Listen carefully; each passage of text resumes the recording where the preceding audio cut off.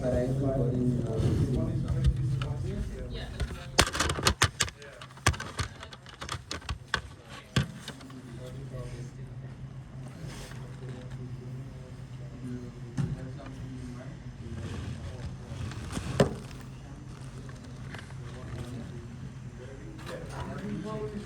All I know last year, those guys traded, they made a lot of money, after we lost a lot of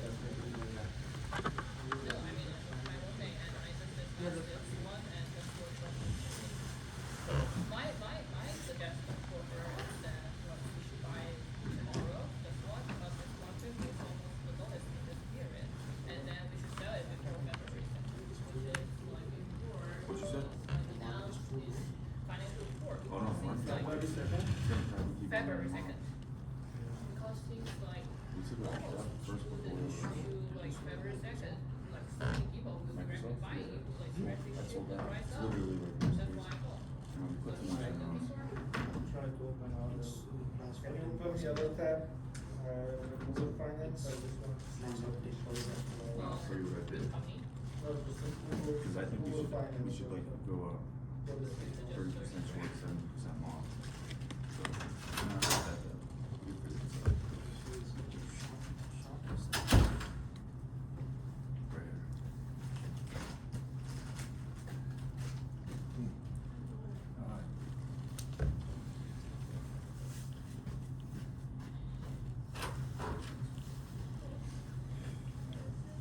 Already changed everything to like English.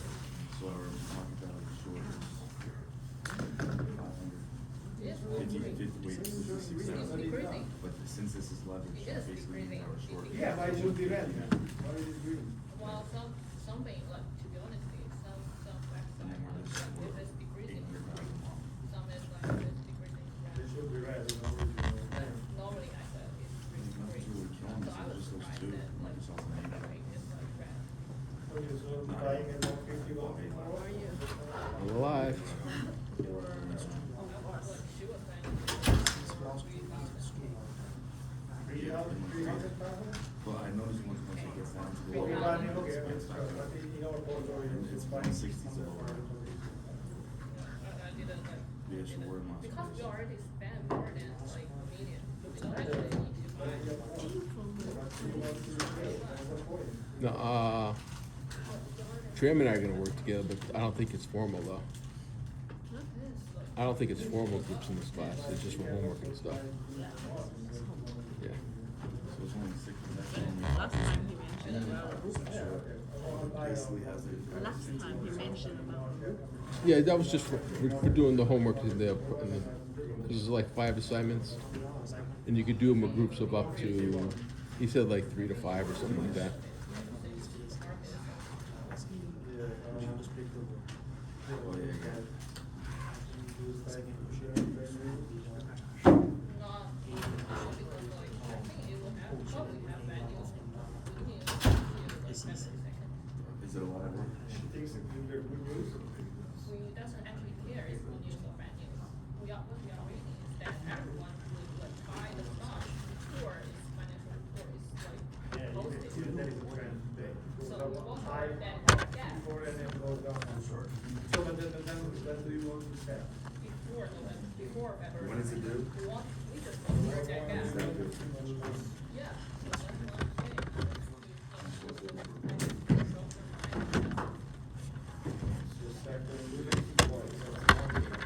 We cannot sell this one.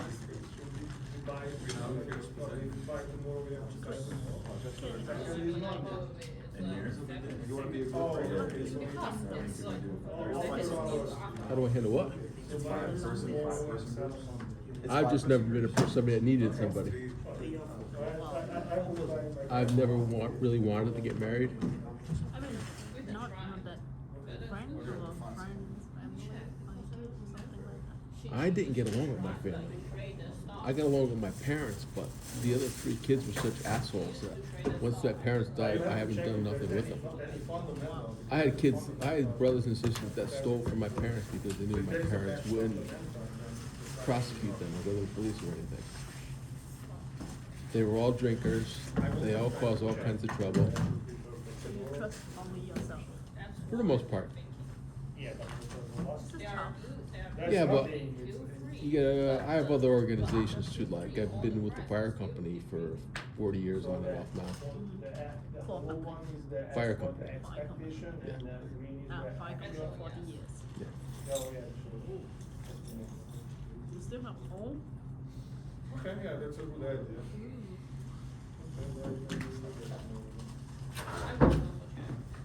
And what do you want to do with the other one?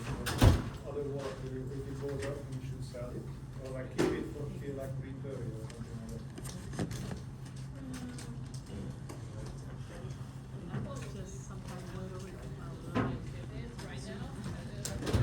have to leave school. Well, there's different cultural stuff.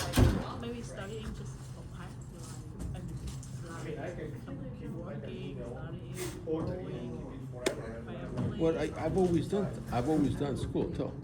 This is like degree 8 or 9 for me, whatever the count is. I can't keep track of it. It's only been a few years in my adult life I haven't done school. Even when you like feel down, sick, I mean, of course, in life is sometimes like up and down. When it's at the downtime, how do you handle that? By yourself. I'd like to be alone. Keep it, because the main point to learn, so we can see that. Like I said, there's always somebody around that you can talk to, but I'm not one who's ever needed that in reality. I'm very level. I don't get too high, I don't get too low. The whole portfolio really drops in And you never curious why you like that, I was born that way. We need to and you accept that. Yeah. and sell it all. So the key message here is accept who you are, even to my mind. That's it. You accept what you can't change. You don't fight when the water's going the other way. You ever saw that website? It's pretty good.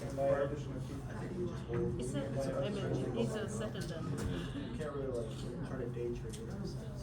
This is But I'm saying like, on certain positions, we should, I think we should get, go a little more short in certain ones. There's not really a point. At least you did the thing you love more, you have to do. I've worked in hospitals for about 30 years. Like if you go about 10 miles north of here, the town is called Norwalk. There's a hospital up on the hill. You can see it from the highway. The top floor is gray. I don't have cars, so I don't go highway, so yeah. No. That's Norwalk Hospital. And I spent a decade there working in the ICU back in the 90s. Before that, I worked at the hospital that I grew up around in Middletown. More in ICU. Yeah, It's enough? yeah. Wow. I ran the ICU at night up there, 7P to 7A. Thursday, Friday, Saturday nights. At least about mental health, you really strong. Because for me, it's too stressful for that strong. ICU, I heard. As ICU, I heard like. Well, it's you have to know pathophysiology work there. You have to know how the body works. You know how the body works. You can anticipate problems before they occur and use control theory to stop them. My patients didn't get sick unplanned because I knew what was happening, and I could deal with it ahead of time. But at the same time, if you got somebody who wanted to be nervous and talk all night, I wasn't the nurse for that person because I wasn't interested in doing that. You must be gonna. Yeah. And then remove the job. What next? After 2000, I went back up to UConn up the stores and got a good degree in chemical engineering. I think we're gonna get it back. And you work for. Myself. Yeah. No, I haven't sold those, because that will fall into our constraints. And I'm essentially retired right now. But because you don't, I mean, you're not a person who refer any kind of relationship, have you managed I mean, at Yeah, least in the you fire have company, to yeah. interact with people, right? Yeah. What perspective of what the thing you keep in your mind or the mindset? Like how Still you like treat that, others. it's pretty down. The biggest thing in managing people is treat them as you would want to be treated yourself. Just that. Just sometimes. You ever hear of the Wharton School of Business? They have a triangle when they describe the management style.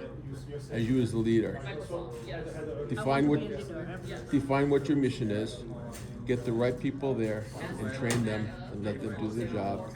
And the third element in this area is to you have to figure out a way for your business to survive without destroying the environment that it works in. So you have to have some kind of synergy with the environment that you work in. And that's how they teach business at the Wharton School of Business. But I think, I mean, it's theory, there's a lot of theories, but in practice, it's in reality, it's very, Well, you get good people, and if they aren't good people, you get rid of them. but the point is that how to define good people, and how to find. You ever hear of Jack Welch? Oh, no. Jack Welch was the guy who ran General Electric in the 90s. He actually donated $100 million to a school up about 20 miles up the street, Sacred Heart University, for their business. Jack Welch, W-E-L-C-H. Jack Welch. Yeah, W-E-L-C-H. Yep. He ran General Electric in the 90s. He was essentially the pioneer business person back in the day. And he would say, you cut your bottom 10% of your people all the time. Because you cut your lowest 10% of the people. Because they're not going to succeed in your business.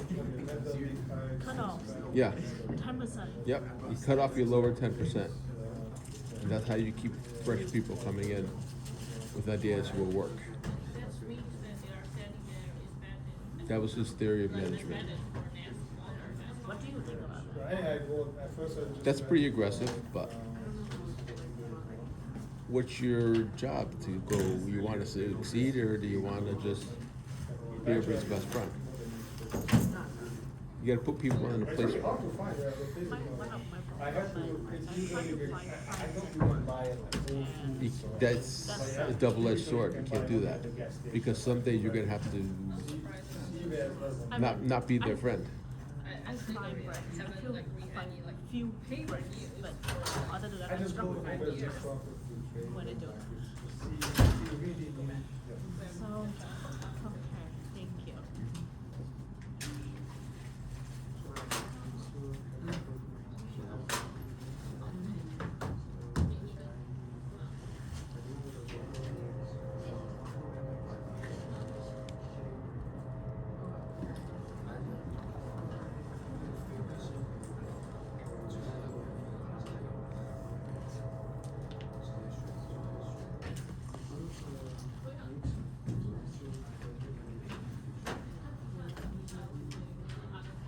These people had a really good management program. I did this in about 10 years ago.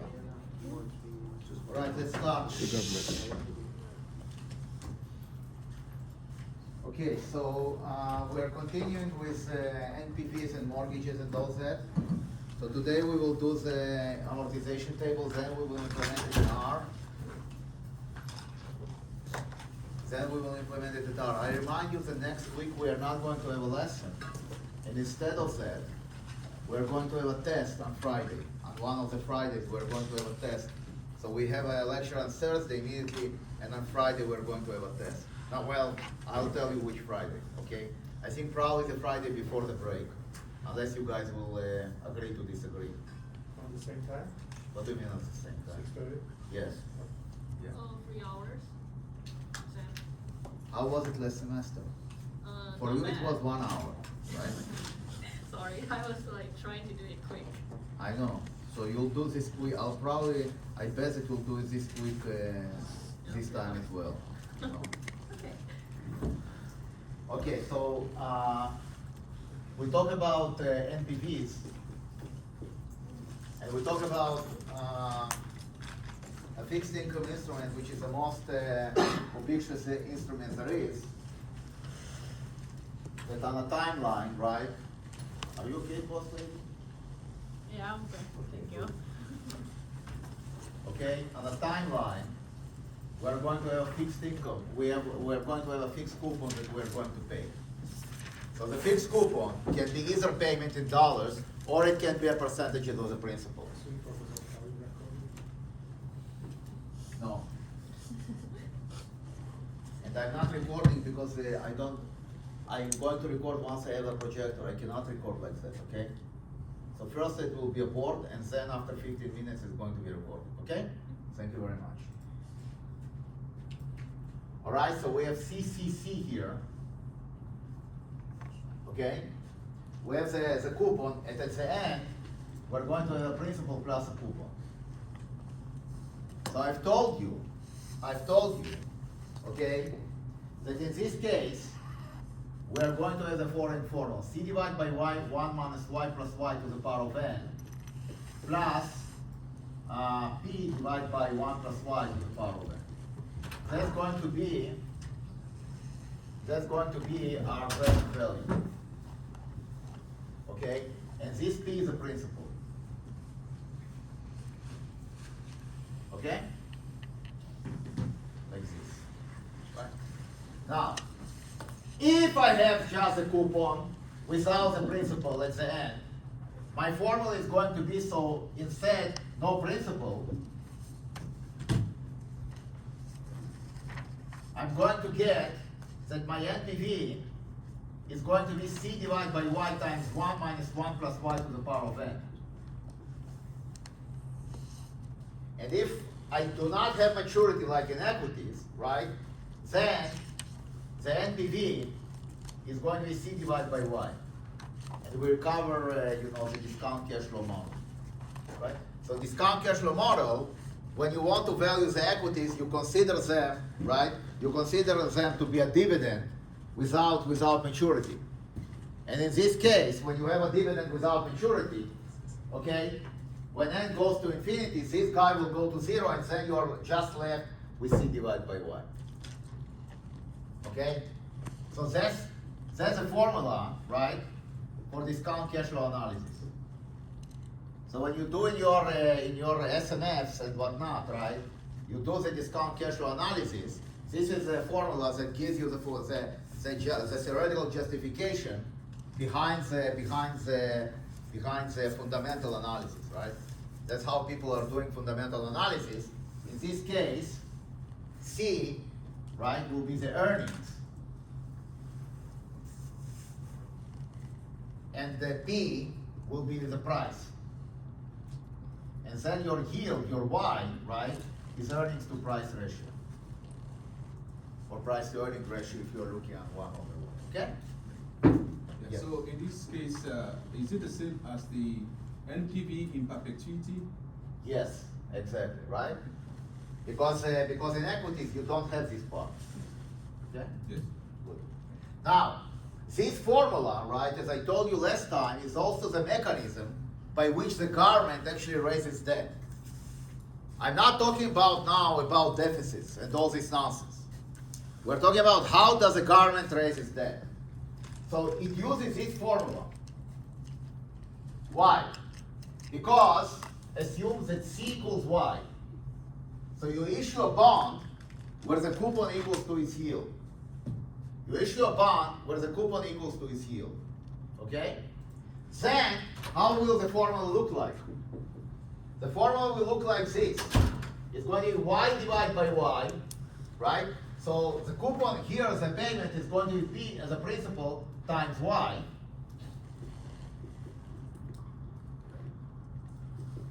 That's going to be your coupon or the payment. You divide by Y times 1 minus 1 plus Y to the power of n plus P divided by 1 plus Y to the power of n. This is the principal. And lo and behold, right, when you open, you have here, so Y and Y goes away, you get principal times 1 minus principal divided by 1 plus Y to the power of n plus principal divided by 1 plus Y to the power of n. Okay? And this is going to be the principal. Conclusion. When the coupon equals to the yield, okay, the price, the principal of the bond equals to its price. The principal of the bond equals to its price. So it's actually very convenient for investors. If you want to raise, let's say, $100 million, that you want to actually pay at the end, you will get your $100 million now if the coupon equals to Y. Because if coupon is not equal to Y, you will not get your, then you cannot play this game. You cannot cancel the Ys. Because here, right, it will be a coupon, and here is the yield. Yes? So the coupon is just the principal times the yield? Yeah, well, yes, of course, right? Think about this in the following way. If you have, let's say, $100 million, right, and you have 5% per semi-annually, what is going to be your coupon, right? It's going to be 100 million times 5% divided by 2. So this is going to be $2.5 million. And this is going to be exactly this, or this, right?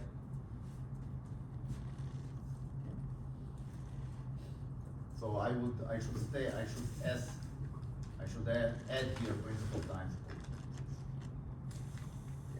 Where C is your rate, right? So you can skin this formula in many ways. So instead, if you don't like principal times coupon, you can say, okay, I just have a payment X, I divide by Y, I have this for the interest, right? For the payment in the middle, and then at the end I need to add also my principal.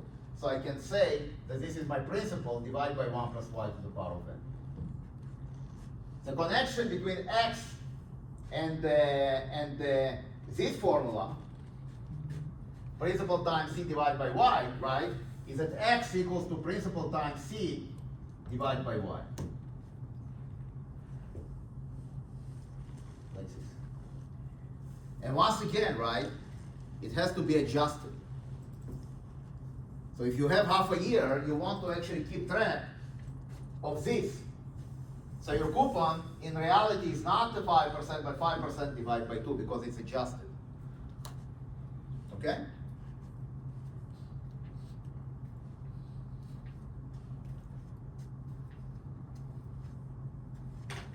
Is this clear? Now, so this is basically, okay, now, if C greater than Y, if C greater than Y, right, then the price, the NPV, or the price, the NPV, will be bigger than principal. And we call this a rich bond, or bond at premium.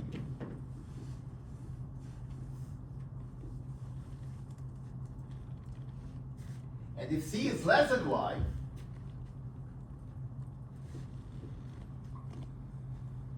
okay, then the bond, the NPV, will be less than the principal. Okay, and then we call it cheap, or at discount.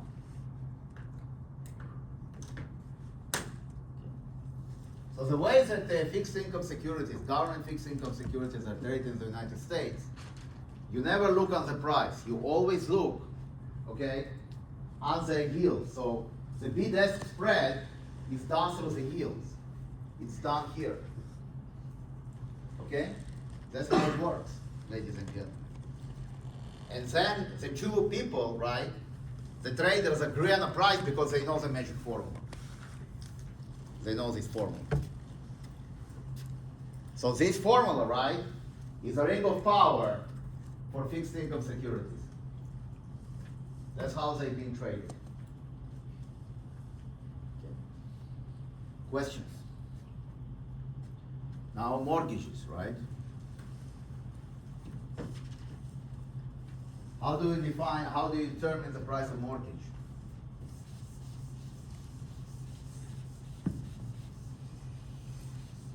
So in a mortgage case, the principal that you want to borrow equals to the NPV. That's a key point. You don't have the, this portion. You don't have a big chunk which is paid at the end. You pay, right, everything gradually. So in order to find a payment, you want to actually solve the equation, principal equals to x divided by y times 1 minus y plus y to the power of n. Okay? And and if you know y, then x equals to principal times y divided by 1 minus 1 plus y to the power of n. That's a formula to calculate the payment. Questions? Questions? Is this clear? Yes, sir. When C equals to Y. No, Here? in the previous formula, C equals. Here? No. When C Here? equals to At Y, par. it's at par. Yes. But what's the correlation between NPV and the principal at the time? That's they're equal. They're equal. They're equal, yeah. So when the Congress, when the Treasury, I think it's the Bureau of Public Debt inside the Treasury, right? When they want to raise debt to fund all these crazy programs that our great government has, right? And you need to understand the deficits are structured, right? Okay? Then they basically ask the brokers, okay, what is the yield, what is the coupon, right? And the brokers tells them the coupon, the yield, and they actually issue at par, yeah. So the coupon equals the yield. That's how, and then the coupon is fixed, but the yield starts to fluctuate, right? And the price of the bond starts to change. Okay. Amen to that. Okay, questions? Is this clear?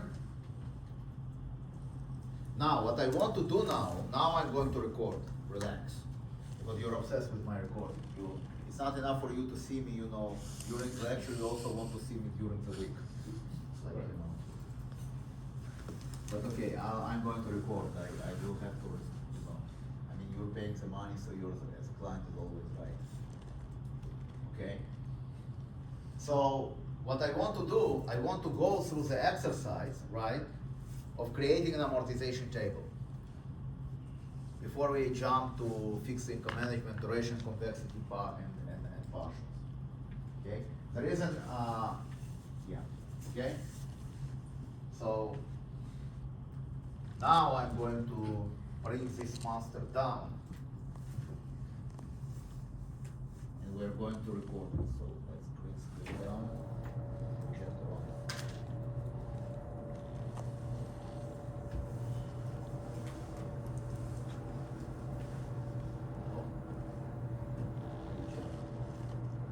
All right, now I need to record, right? So let me just pull this mic. Oh, it works. What a miracle.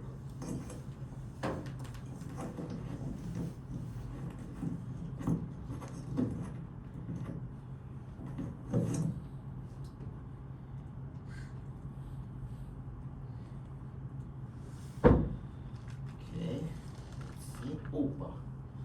Now, okay. Tuck.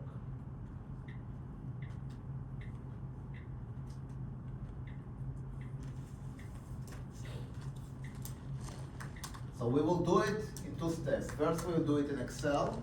And then we're going to do it in R.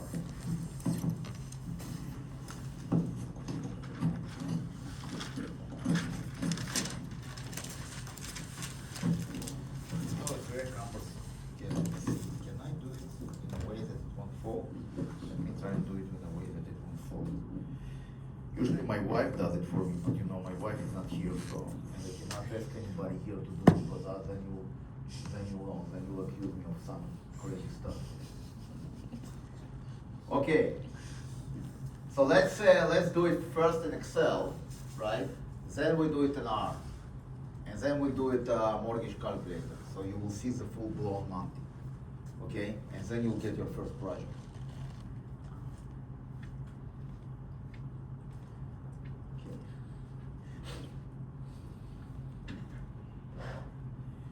Okay, so let's do it first in Excel.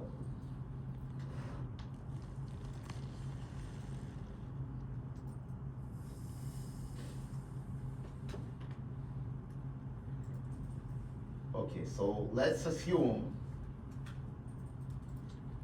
let's increase it. So we have, let's say, a mortgage of $300,000, okay? This is going to be principal, or how much we borrow. We want the maturity to be 15 years. We want the payment to be monthly, frequency is monthly. So 12. And what is the interest now? 6%?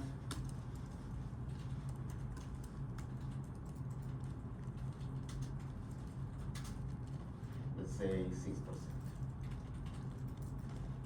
Okay? So now I want to actually calculate, use a formula to calculate the payment. So first of all, I want the Y adjusted because I want everything to be monthly. So I'm going to take my Y, which is annual, and I will divide by the frequency. And I'm going to get 50 basis points per month. That's my interest. Okay, now what is my payment? So,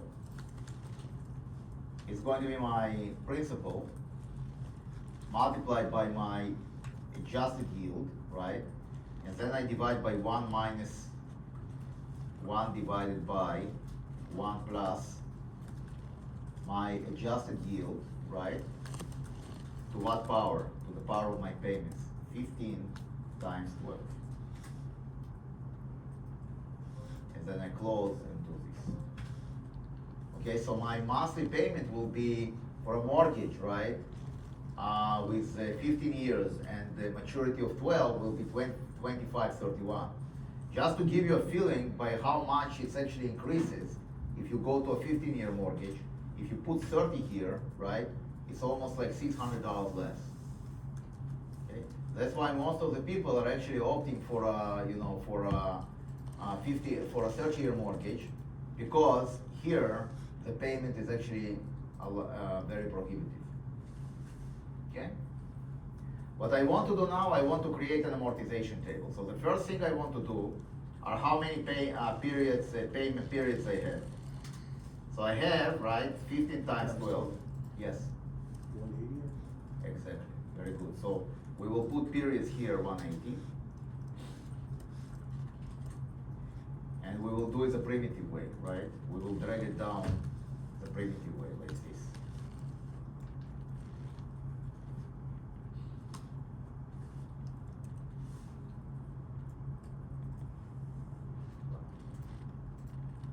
Okay? By the way, I just dragged it down in this way, because it's 180. If I would have 10,000, I wouldn't do it like that. So how I would do it if I have 10,000? I would go here, let's say to 10,000. Okay, I would put here 10,000. And here, I'm going to put 10,000 minus 1. And then here, on this, I will do Control C. Let me just increase it so that you guys will see what the hell I'm doing. So I will do Control C. And now Control Shift up arrow. Control Shift up arrow, Control V. That's how you fill big ranges in Excel. Lesson. Okay? Should I repeat it? Okay. Good choice. So Control Shift up and then what did you press? Just enter? Oh Lord. So you do this, right? You do Control Shift up arrow, Yeah. right? And then you do Control V. Yeah. But you need to look when you go down, right? You want to take this formula you want to do Control C first, then Control Shift up and Control V, and it should work for you, okay? And you don't do it like in the primitive way that you're doing, you can just type it here. You see this guy? You can type it there and it goes directly to this cell. Okay? So now what are the payments? So it's going to be this guy, and I'm going to lock it with this. Okay? Now, what is my present value, right? So remember that the present value, in this case, we're using the discrete model, right? So the present value divided by 1 plus y to the power of L, where L is my period. So this is a monthly payment, right? So y will be y adjusted. Keep track of the accounting. What is what, right? So it's y adjusted, it's not the y annual, it's not the 6%, it's actually the 50 basis points, okay?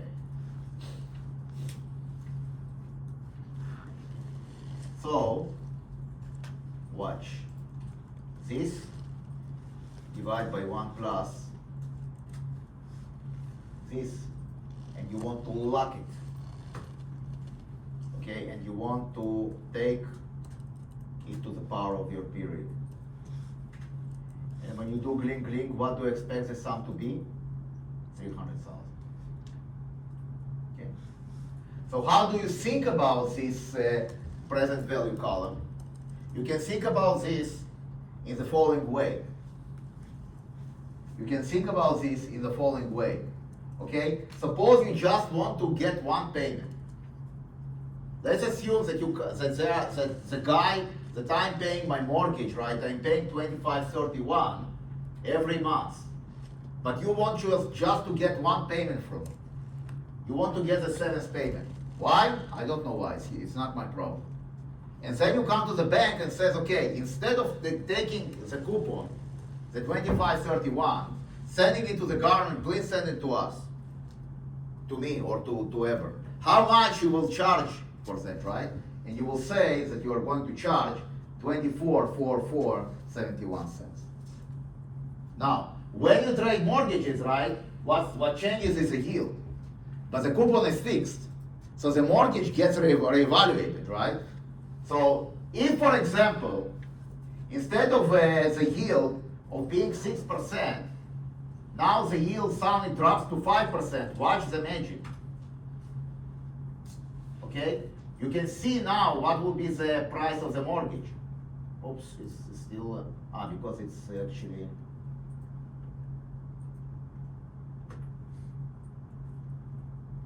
because of course, I actually, the payment changed as well. I do not want the payment to change. So, what I want to do now, I do this, Control C, copy, and paste special. And I do values. So now the payment doesn't change. The payment now, it's like, the 25.31, right? The 50 basis points. Let's assume that tomorrow, Stefan is going to be our Federal Reserve Chairman, and he's going to drop the rates to 5%. So you see now, okay, this changed. The payment changed, it became less, okay? However, what is going to be the mortgage principal, right? 320,130. That's how it works. So if I want to buy this stream of payments of 30 years, when my interest is not 6% but 5%, right? It's going to be more principal. It's going to be 320,130.36. Okay? And how do I? No, I just didn't want to interfere. Right? It's not enough for you to record. It's not enough for you to have my slides. You also take pictures, You break all the records. I know that you're detail oriented, just like in my younger days. Okay? By the way, how do we find the new NPV? Right? Watch. I'm going to take my payment, this payment, okay? I'm going to divide by the new yield, and now I'm going to multiply by 1 minus, P7, and then I multiply by 1 minus 1 divided by 1 plus this guy, right, to the power of this times this. Like this. Voila. And you get the same number as we got here. Okay? Questions? Is this clear? That's how you trade mortgages, ladies and gentlemen. You buy a mortgage, right? Your coupon is whatever it is. Okay? And then, okay, your NPV is different. Because if the yield drops, right, this mortgage is becoming more expensive. Okay? You discount by a lower rate, your present value is actually increases. Okay? Is this clear? Good job. Can you show the formula of the payment? Absolutely I can. Here you go. That's the payment formula. See? The payment formula is coming from the fact that it's x times y divided by 1 minus 1 plus y to the power of n. Okay? And let me show you a biggie surprising. Yes? Yes? Could you show the last formula that you just did? Which one? The This one? Yeah. Absolutely I can.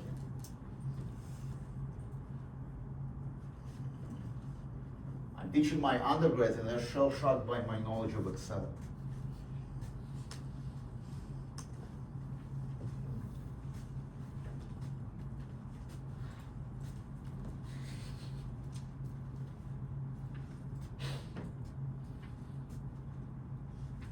Let me just do gling so that you will see the entire formula. Don't worry, R is coming for very soon. We will do this in R as well. But this is more visual, that's why I'm doing it like this. Okay. Yes? So what's the title of the last thing that you found? Here, this one? Yeah. Yes, this is a payment, right? Yeah. So watch what happens. You know, Stephen or a more normal Federal Reserve actually had some mercy on young people and they actually brought down the mortgage rate from 6 to 5, right? So you bought a house with a 6% mortgage. So your payment does not change, you see? Your payment does not change. And what you want to do, you want to find what is going to be the present value or the principal, right? Which you are going to be willing to pay for this stream of payments if the yield is 5%. Okay? So this is exactly this formula, but the yield now is adjusted, an annual yield is not 6% but for 5%. Okay? Is this clear? So you can see here, very, you know, that I did it. So here's another Excel trick, trace precedence. You see that this yield adjusted, right, is 42 basis points, depends on the 5% here. Okay? Good job. And then you want to remove arrows.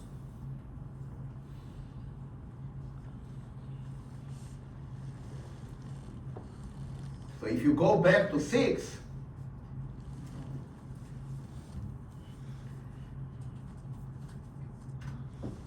you see what happens? You see it came back to 300,000. So your mortgage was issued to you when the interest was 6%. That's why your payment was 25.31. If your payment drops to 5%, right? If the yield drops to 5%, of course your payment goes down. But then, right? But then your mortgage is becoming more expensive. Your stream of payments that you pay is becoming more expensive. And people will pay now not 300,000 but $320,000. So each percentage drop, right, actually increases your net present value by $20,000, give or take. Okay? Good job. Very good.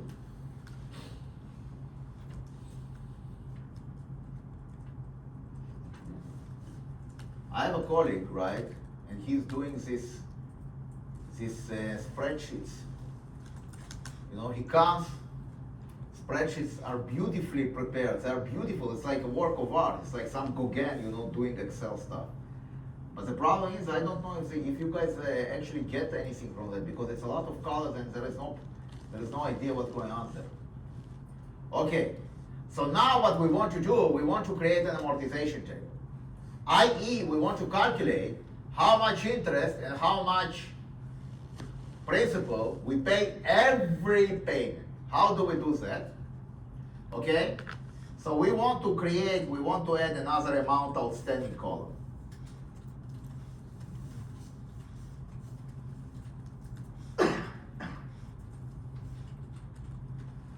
We want to create amount outstanding column, like this, okay? And what we want to do here, so at the beginning, what is our amount outstanding is 300,000.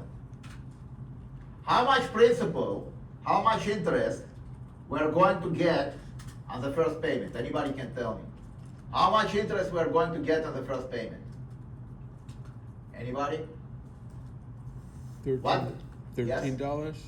Huh? $13? Not $13. You're close. I know what you did, but I think you did it little bit. You know, you didn't do the mental calculation correctly. But you are absolutely right. So what you do, right?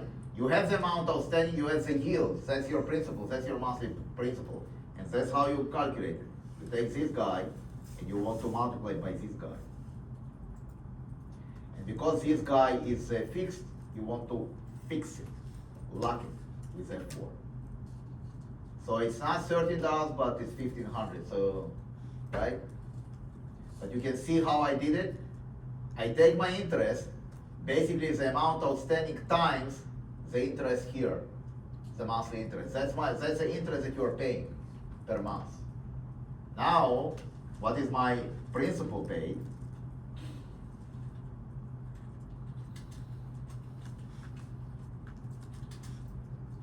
My principal paid is going to be, okay, the payment minus Interest. my interest, right?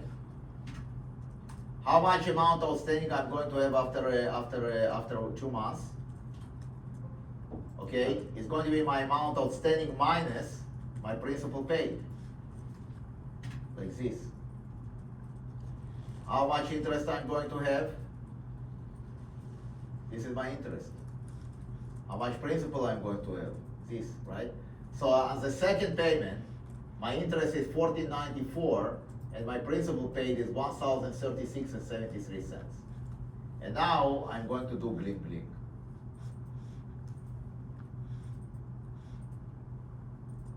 Opa.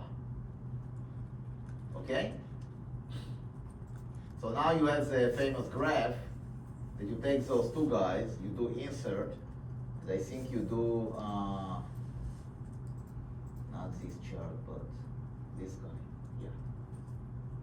Shit.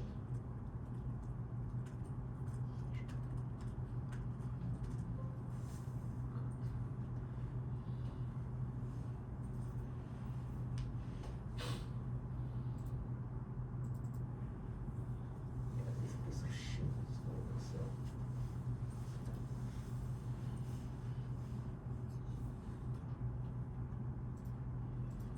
Okay, so maybe I need to take. Okay, so I need to. God damn it, I hate Excel. I just hate Excel. No.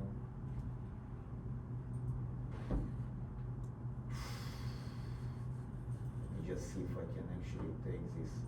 I'll do insert here.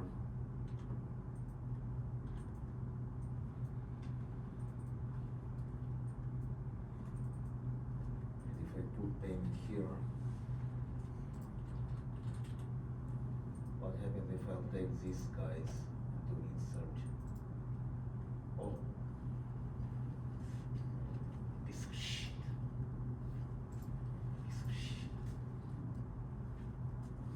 no, I cannot. I mean, the reason one of the reasons I left the corporate world is because of this application. I just couldn't take it. You know, I would go postal or suicide. One of them, if I would actually continue coming in the morning and trying to figure out my spreadsheets are not opening.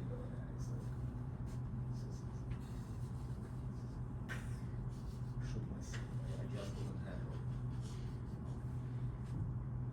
it. Right? So you can see exactly what is happening, right?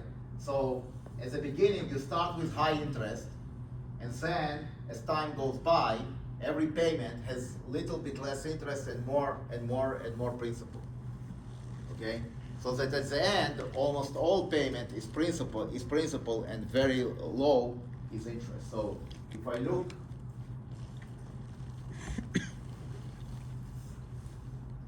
if you look here, if you look on the so let me just go and bring this graph somewhere that it won't disturb us. Okay, so you can see here, this is kind of nice. The last payment, okay, the principal that you want to pay, okay, is exactly equal to the principal that you are paying. So this payment, right, is going to be 2518 principal, and that's what you owe, plus 13, right, or 1259 in interest. And you can see here, right, that the interest is a little bit higher. It's $25, and the principal is a little bit lower, $25.06. And you can see here that 50,5025 that's what you owe. This is what you owe. Okay? Is this clear? Now, what is actually very interesting is the distribution of the principal payments. Because what you want to understand is how much you're paying until a certain point in time. So for example, how do you do that? You can say sum here, okay, and you want to log this, you do K2, K2, and you want to log the first one. This is going to be total principal paid. Total principal paid.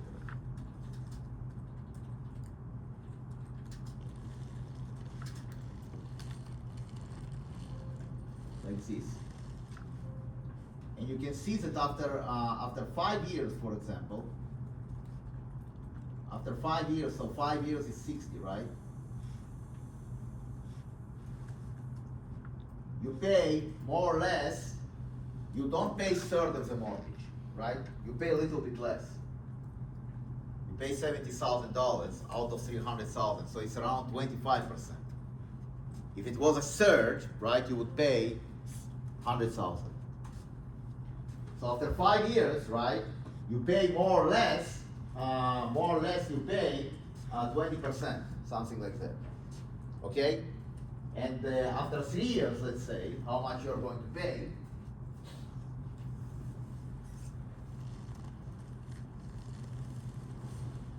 So after 3 years, okay, you pay $40,000 in principal. So if you sell your house after 4 years, even with the same price, you pocketed in $40,000 just because you paid your mortgage. Okay. So that's how people are actually getting millionaires in a boring way. They use what we call DCR loans. They use what we call DCR loans, okay, to buy properties and then rent them out, and the mortgage is being paid by the renters. That's how it works. So even if you sell it after 5 years and the price doesn't move, you still make a nice return. Because it's around, it's around almost 15% that you kind of paid off from the mortgage. Okay.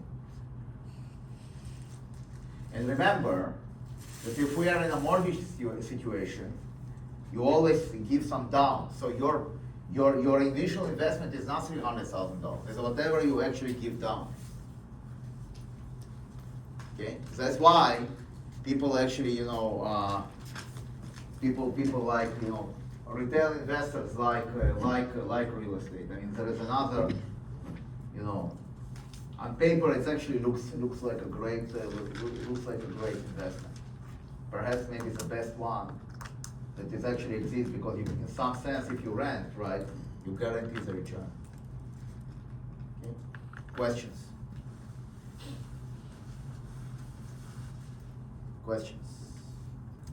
Is this clear? Okay.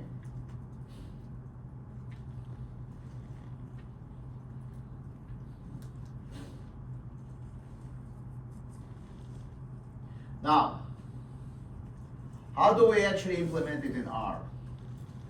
So here's a trick. What is going to be the present value of the principal paid?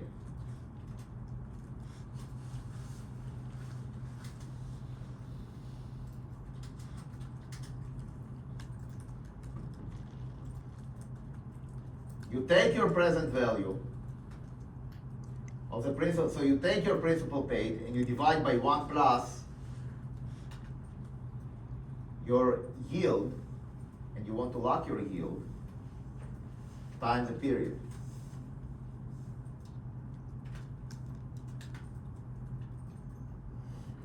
Voila. You see, the present value of the principal paid is always equal. The present value of the principal paid is always the same. Okay, so what do smart people do? They use this trick to calculate all the columns going back. They use this trick to calculate the present, the interest paid, to calculate the present, the principal paid, and then once you have the principal paid, you can calculate the interest paid, and then if you want, you can actually calculate the amount outstanding. Because if you have the principal paid, you just do the sum, the rolling sum. Okay? So what we want to do in R, now I'm thinking, should I do this in R or I need to do it? So instead of going this way, I want to go this way. But now I'm thinking maybe I should give it to you as a project. Maybe I should give it to you as a project. Yeah, I will give it to you as a project. Yeah. So I'll try to do it, the ugly way, to implement it in R in an ugly way. And this one, the candy, I'm going to leave it to you as our first project in the course. Yes? Oh, I don't have questions. Okay. And then, right, I'm going to test you on this in the test. So it's going to be a lot of fun to see how many people actually did the project and how many people were just free riders or gave moral support, right? In some sense, okay, this is socialism at its best, because it's actually very fair. The payment, right, is designed in this way, okay, that the principal value of whatever principal which you pay is equal to each other. So in some sense, these payments or this math, right, gives you, in some sense, the optimal way, the most fair way to distribute the payments. Because what you care about the present value, right? So this is a view. Okay? Now, to those of you that think that I haven't prepared slides for this, I think you are very wrong. So if you go to the blackboard,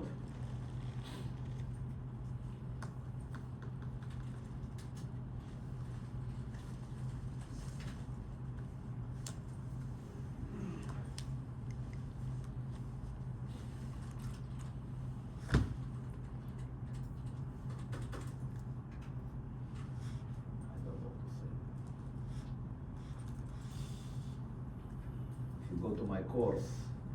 Where the heck my course? And I want to see lecture slides. Under lecture slides, I have lecture 2 PDF. Okay. And here, right, I have, okay, I have the key rates. All right, so this is, we want lecture 1 problem. Let's see if in lecture one I have mortgage calculator.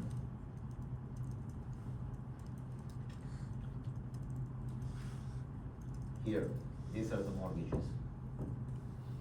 Okay? So this is the main formula of the mortgages. P times Y divided by 1 minus Y plus Y to the power of n. Now, if you go with a principal value, principal paid, right? Okay, maybe I'll give you the formulas a little bit later on that to help you do the project. Okay, so let's now try and implement it in R. So let me just open RStudio.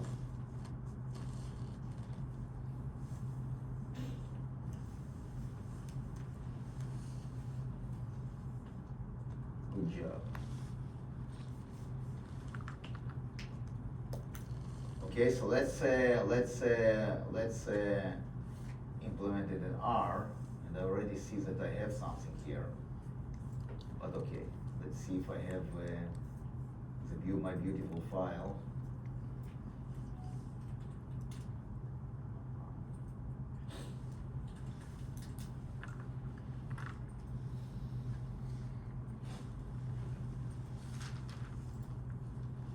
I hope I won't have to cancel lectures when UConn men and women will take the championship, the basketball championships, because I'm canceling my classes in stores. But hopefully here you guys will not get drunk and start acting crazy, because you seem to be more mature.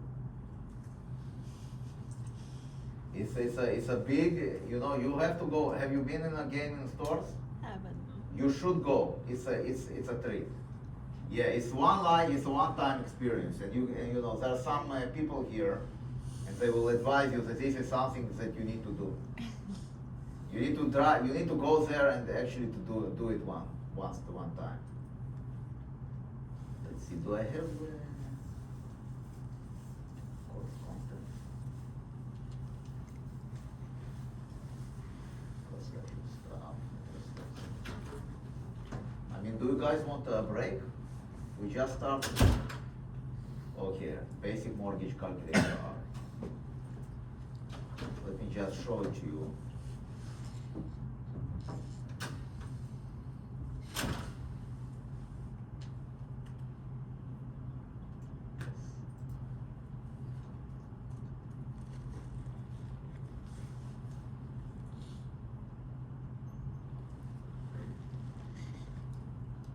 What is happening here? I'm going to show you exactly. So the file, if you want to play with the file, it's called basic mortgage calc r.r. And I did it the dirty way. You will see in a moment what this guy is doing. So the shiny, right, is our calculation that actually create web applications. Okay? So that's why it's working so hard. That's why it's working so hard. Hopefully it will finish in a couple of seconds.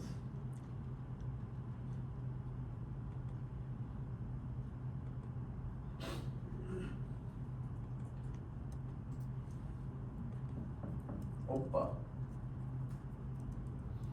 Byte compile and prepare package for lazy loading. Here you go. Here you go. Isn't it a beauty? Watch.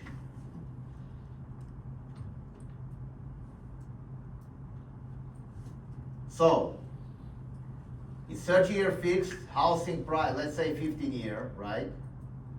So we click here. Housing price is $300,000. My percentage down is 0. I don't want any percentage down. And the mortgage yield is 6. Oh my God, look at that. Can you compare it with Excel spreadsheet? So let's see. The payment is the same. The present value, do we have a present value? Well, I don't have a present value here, okay.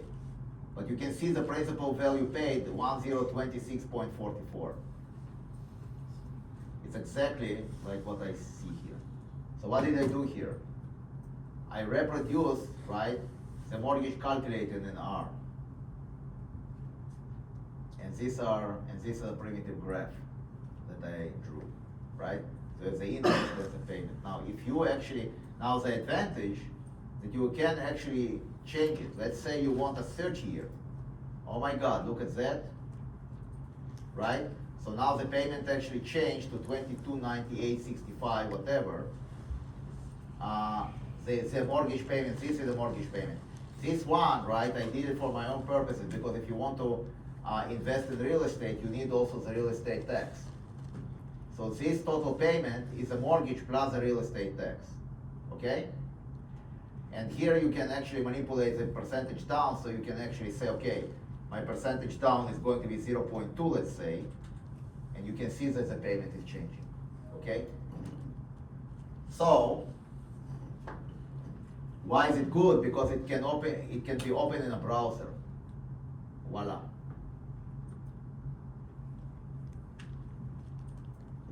Voila.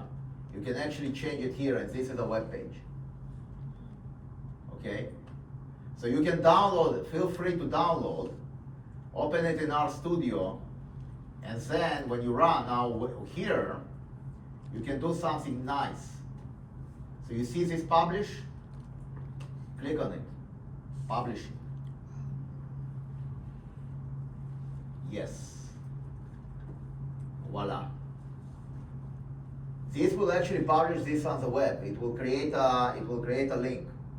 So then you guys will be able to click on this link, right, and see the calculator and use it. Hopefully. At least it works on with my laptop. I don't know if it will work here. We'll see.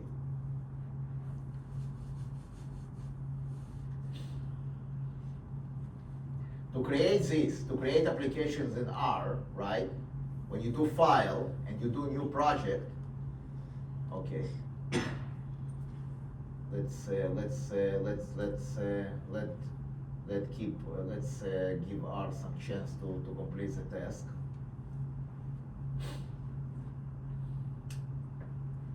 And then I'm going to implement the calculator, but without this craziness. I just want you to show what kind of stuff you can do in R. And now I'm going to actually explain, if you want to create your own applications, right? How do you do that? Of course, you have a template, you can use this. This is not going to be part of the test ID boss, don't worry.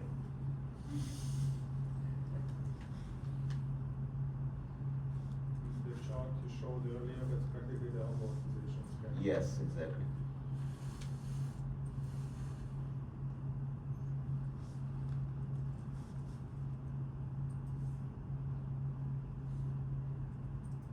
I'm not sure what is my account, but let's assume that I can sign up with Google.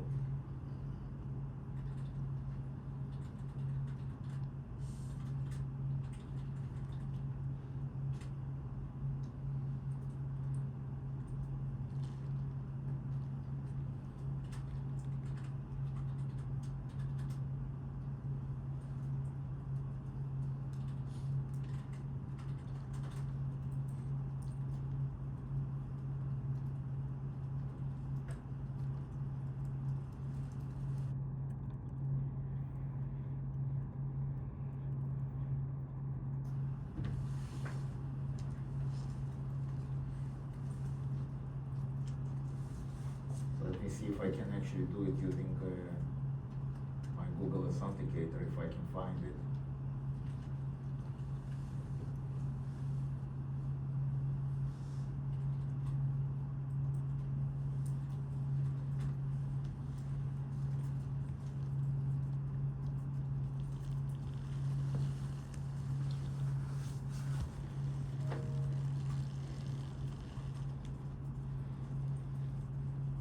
No, doesn't give it to me. Shit.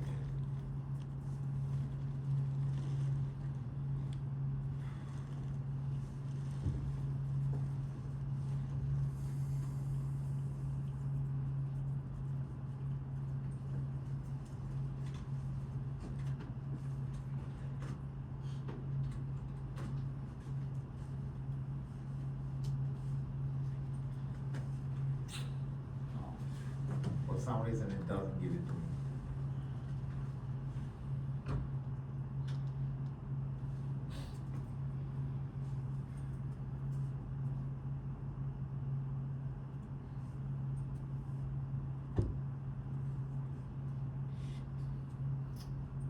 I hate those scenes.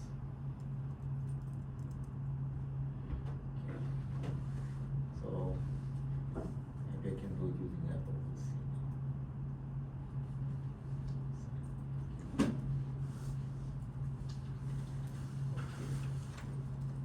Let's see if I can do it.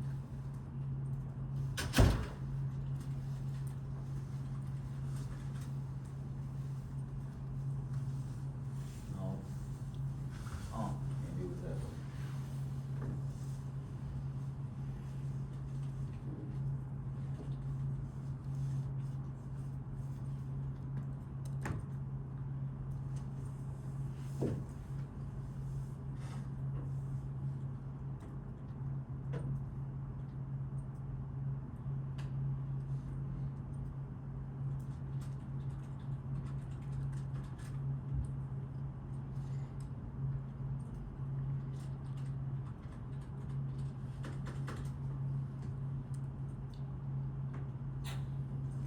No.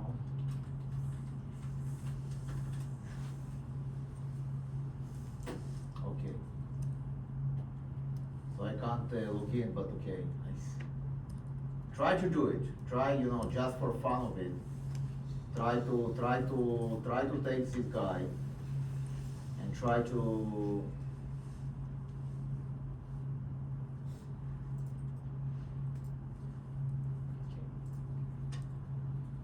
Okay, and try to publish this on the web.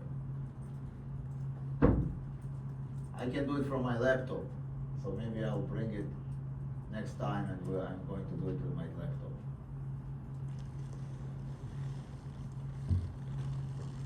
Yeah. It doesn't want me to do it because I didn't register the account. Okay, so, but you can see exactly, right, that if you do this, you can see that it actually creates a calculator. Okay? So now, how do we implement this in R, right? So let's open a clean one, and let's start implementing it. So new project. Yes.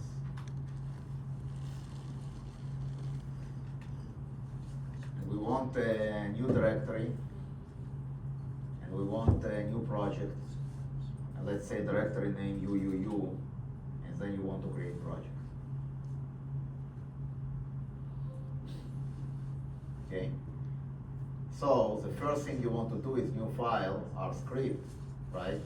And you want to create a function that will calculate payments.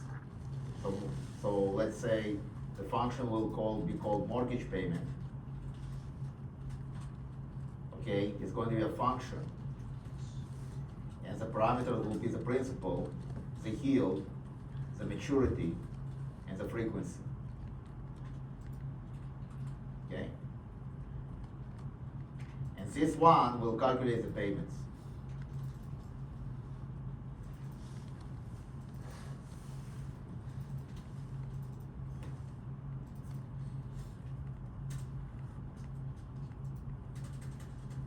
So the first thing you want to do, you want to calculate the y adjusted, which is going to be y divided by the frequency. And then you use a formula, right, to calculate the payment. So it's going to be P times y adjusted, okay? It's going to be P times y adjusted divided by 1 minus 1 divided by 1 plus y adjusted to the power of maturity times frequency, like this, okay?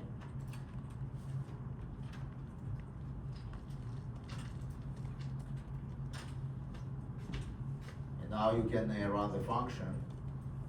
Let's say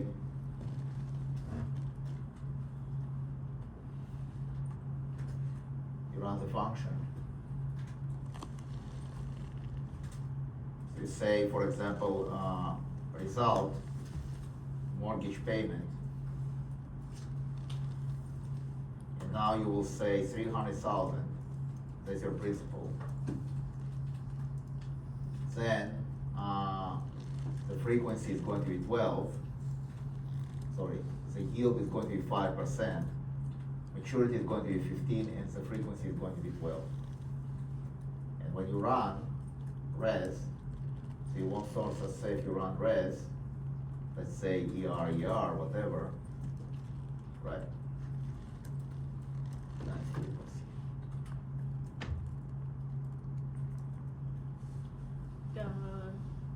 The formula in line 4, Professor, line 4, line number 4, You have an equal sign. is it equal sign or the minus? Where? Is it one minus equals 1, right? Right there. Yeah, but this is correct. I mean, It's supposed to be 1 minus 1. 1 minus 1 or 1 equal 1? No, 1 minus 1 divided by this, right? That's an equal sign. Yeah, but this is equal. Really? Is it better? Oh, nice. So what is my res? Oh, you see, the payment appeared. Now if I want to change it to 30, watch, tuck, the payment appeared. Right? This is the payment. If you want, you can actually say that this is payment, like this. But you have mortgage payments, then I won't maybe pay or something. Voila. And if you want quarterly, let's say, you change it to 4. Oppa. Then quarterly you will pay 48 cents for this mortgage. Okay?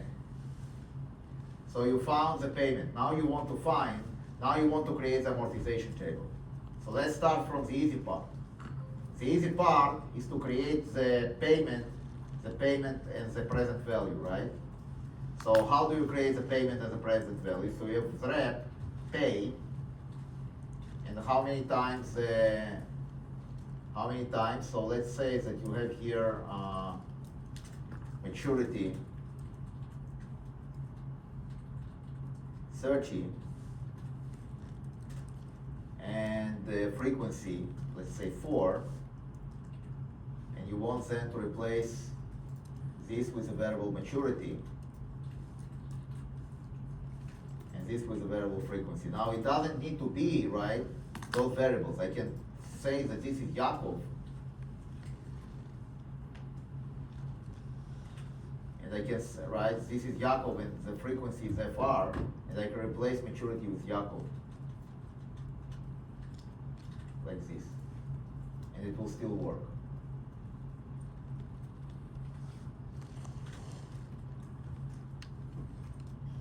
Okay? You see that the payment still works. Okay, so let's continue with Yaakov, even though it's idiotic, but okay. Then you want to create a column. How do you create a column? Rep, pay, Yaakov times frequency, right? So if you use a function rep 110 will replicate this 10 times. So I want to create a first column. I'm going to take pay and I will replicate it Yaakov times frequency. So 30 times 4, 120. If frequency was, let's say 10, I would have 300. If frequency is 12, I would have 360. Okay? So that's going to be the first column. And then the second column, I want to see the present value. So how do I get the present value? I can just take FC and divide by 1 plus my yield adjusted. Okay, I need another variable here. So let's put another variable here. Y yield is going to be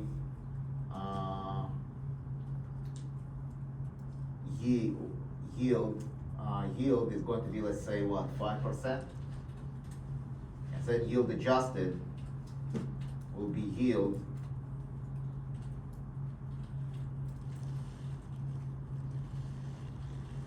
divided by the frequency.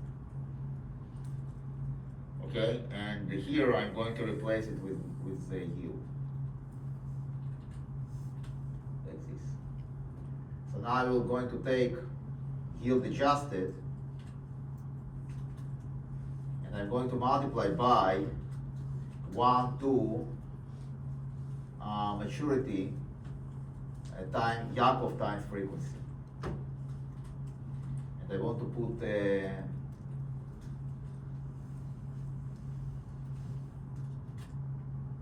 brackets here, like this. Okay? And now I'm going to bundle those two columns together, so it's going to be data frame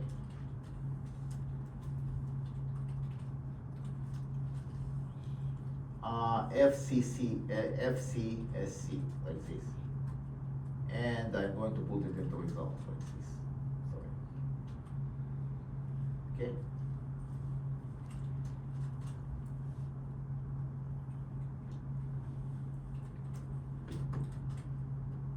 All right?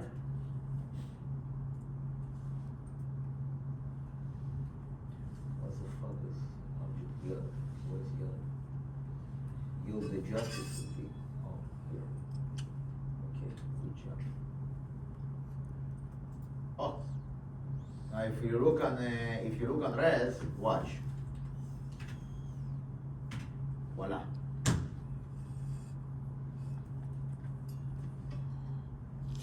Okay, so the first column, right, is going to be the payment. The second column, the present value of the payment. So if you want to see the value of the present value, do sum, okay? And here you are going to do res, and it's going to be the second column. Behold the power of R. 300,000. Questions? Is this clear? So the data frame is going to be used to glue all these columns together, right? Good job.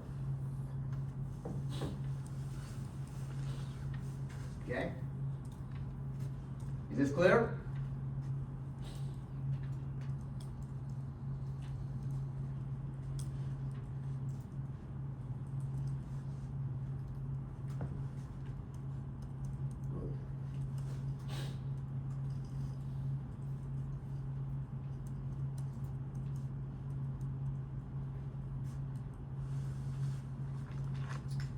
Now comes the dirty way of implementing the amortization table. So I'm not going, the easy way, the elegant way, I will let you play with it. And if you really want to do it nicely, right, then you can take your code and and copy paste my, either use AI, that you guys will probably use AI, but then it will give you shitty code.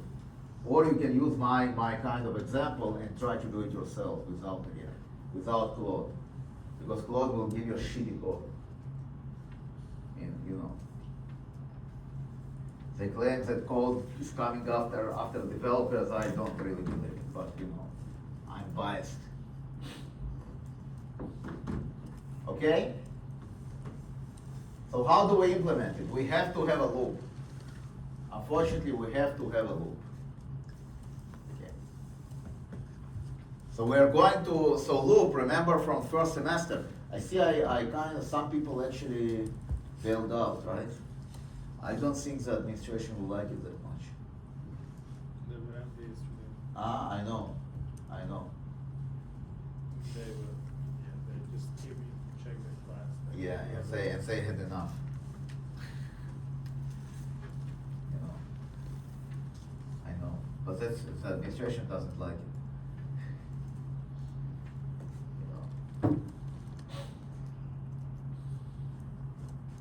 Good job. So now what we want to do, we want to, you know, do the loop. So remember how loops work, right? It's a repetitive command, right? So we want to actually use a loop in order to implement the rest of the table. And we will do it like in Excel.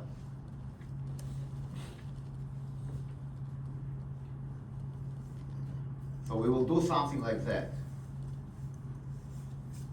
We have, for I, in 1 till, and now we have Yakov times frequency.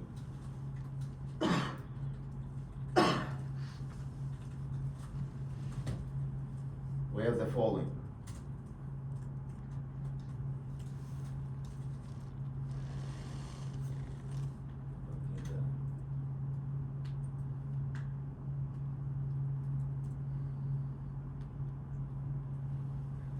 What does it want from? Let's see if I forgot how to do loops in R because I didn't do it so long. For in I, for loops in R.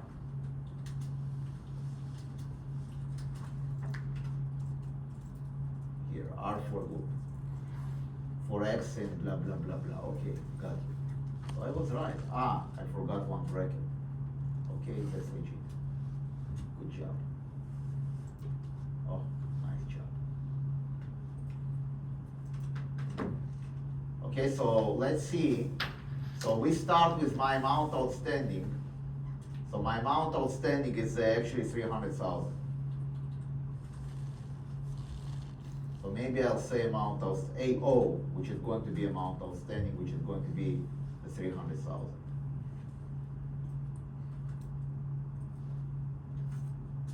Okay, so here I want to say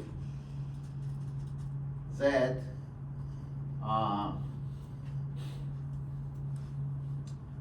okay, so let's see, what do we have here?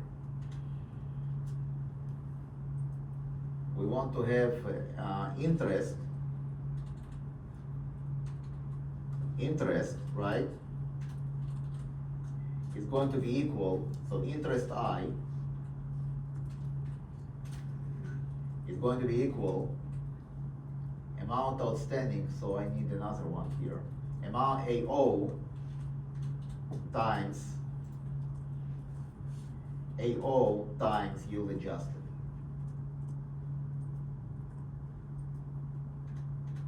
Like this. Times yield adjusted. YADG, right? So this will be the amount outstanding. This will be the interest. What is going to be my my principal paid?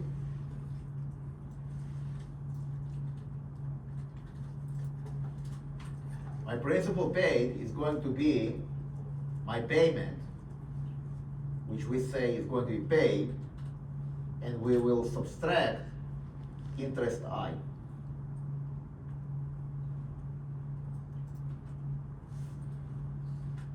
Like this. And we want to be here I. Okay, so if you look on what I'm doing here, I'm trying now to calculate the interest and the principal paid, okay? So how do I calculate the principal paid? I look at my amount outstanding, I multiply it by my yield adjusted. This is exactly what I'm doing here. Okay, now some people, and now you want to actually kind of have those vectors ready before you go into the loop. So you want to actually create something like that. Interest is going to be a rep 0. And now you have maturity Yakov times frequency. Okay, and principal paid is going to be rep also Yakov times frequency. Like this. Okay. So here, right, I'm doing exactly what I'm doing in what I did in Excel. First I calculate the interest, then I calculate the principal paid by taking my payment and subtracting the interest, which I do here, right? And now I need to update my amount outstanding. So I want also to actually update my amount outstanding.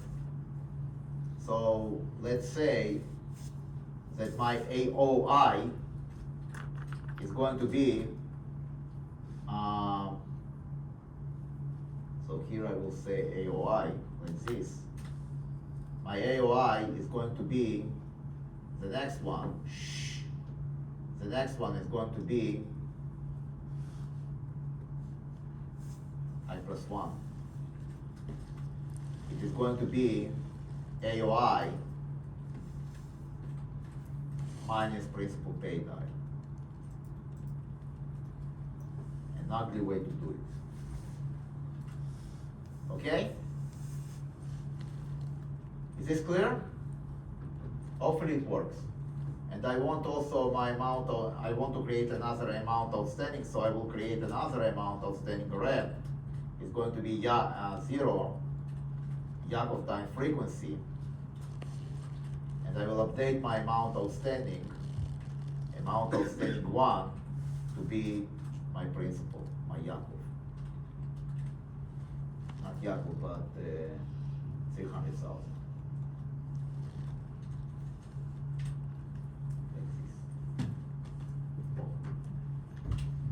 Beautiful. Okay, any questions? Hopefully it works. And then I want to take my result and I want to create a data frame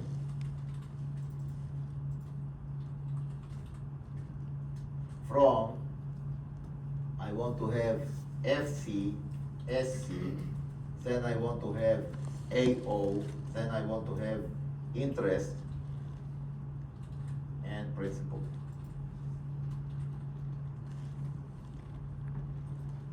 And principal paid. This.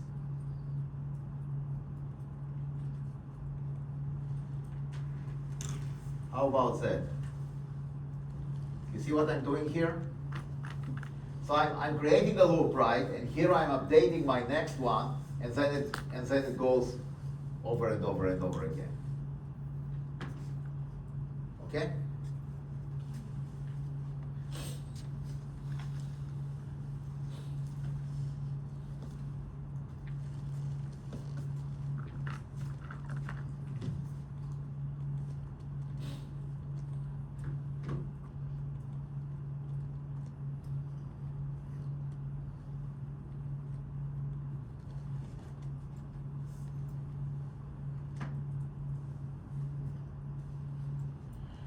Okay?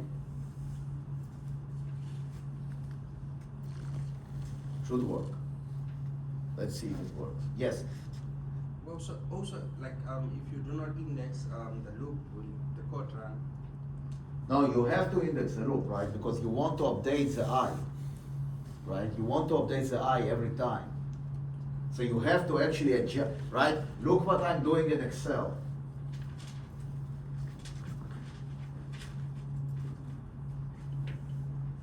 Look what I'm doing in Excel. Okay, so I start with the amount outstanding, right? Which is, let's say, index 1. I calculate the interest, I calculate the principal paid, and then I'm advancing to the next one, right? So you have to do that, otherwise it will not work. That's the issue. Okay?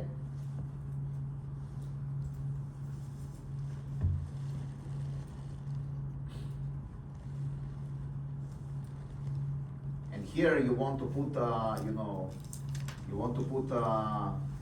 if I is less than Yakov times frequency. Otherwise, you can actually kind of go get out of the index bound. You want to do something like that. So here, I want to do this. So if it's less than the last one, right, update it. For the last one, do not update because you're kind of outside the index bound. Okay? So let's see if it works. Object principal paid is not found. Here's principal paid, so why it's not found? Because here.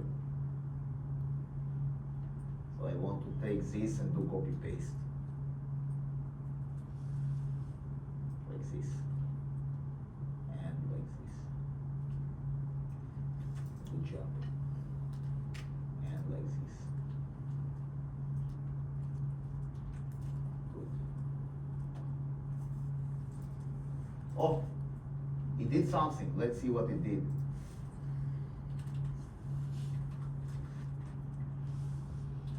So I will take the first 10 rows. Voila.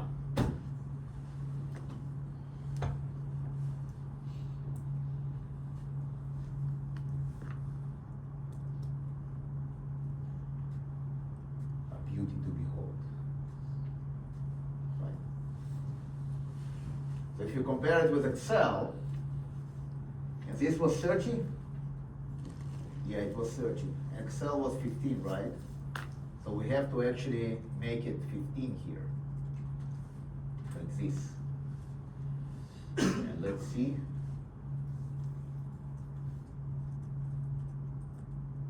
Okay, and now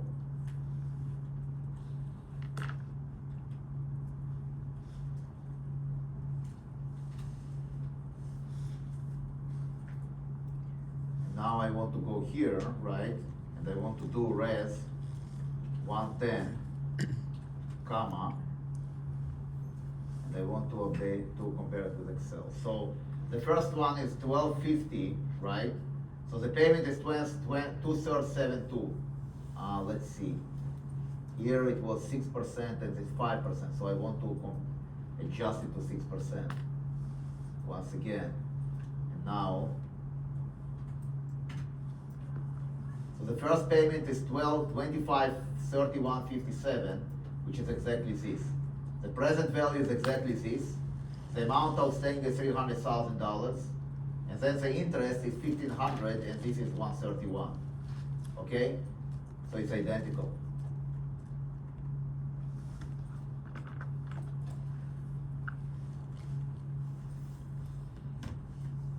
Okay, it's identical.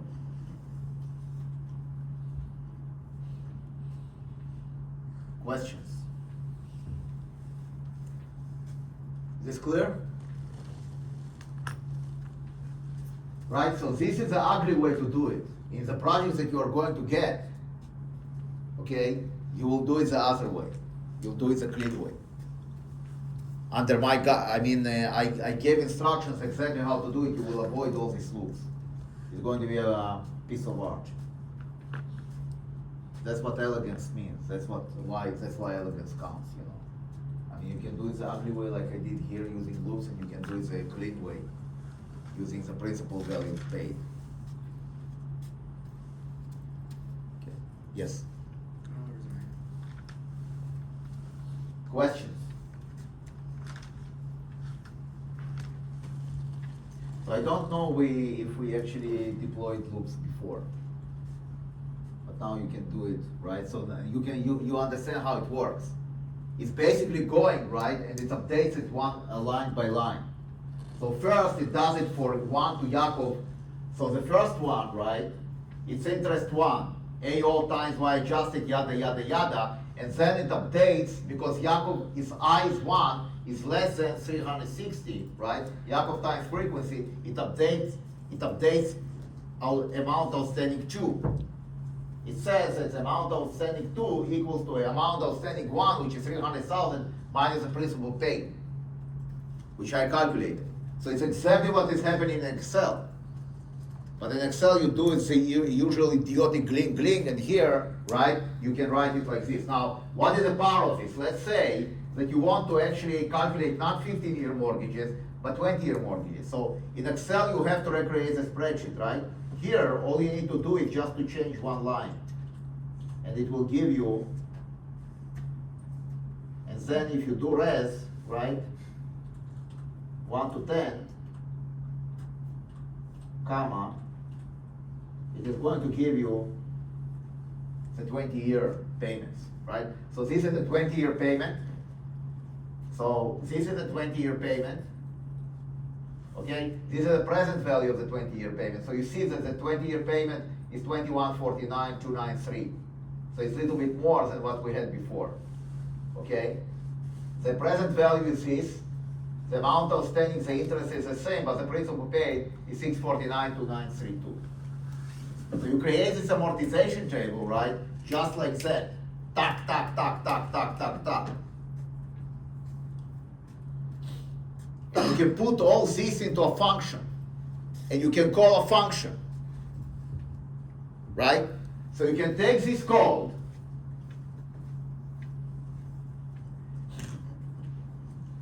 and call a function with it. All this code you can actually put, like you put here, into a function. You can say, for example, generate amort table.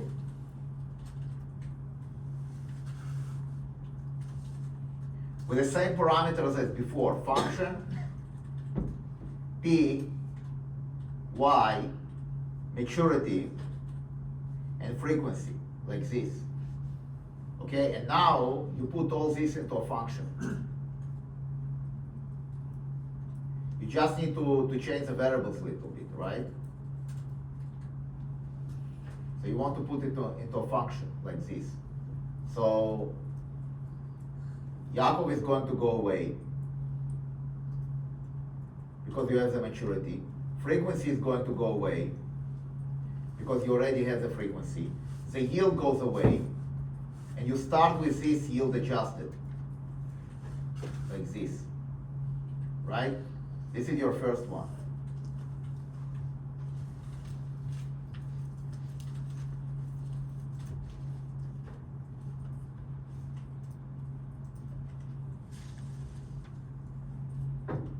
And you call mortgage payment, you can call the mortgage payment inside this function because it's in the same file, so it recognizes it.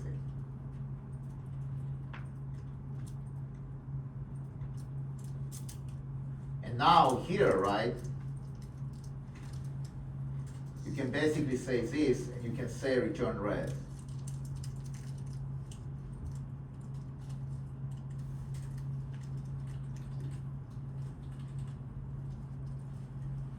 So why is it okay? Okay, so amount outstanding is going to be P here. It's not 300,000. Everything else I think is intact. Yaakov is, okay, that's a good question. What is Yaakov? Yaakov is maturity, I think. Right? So you can change Yaakov to maturity. Like this. And here Yaakov will change to maturity. Is there any other Yaakovs? One 17. 11, Yeah, you need to change it to maturity. 15, 14. Yeah, I know. There are too many Yaakovs floating around. copy and paste.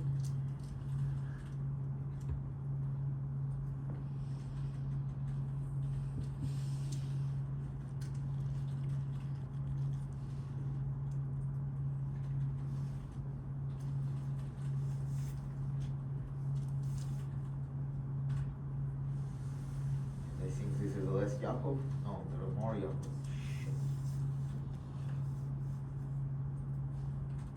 Too many Yaakovs floating around.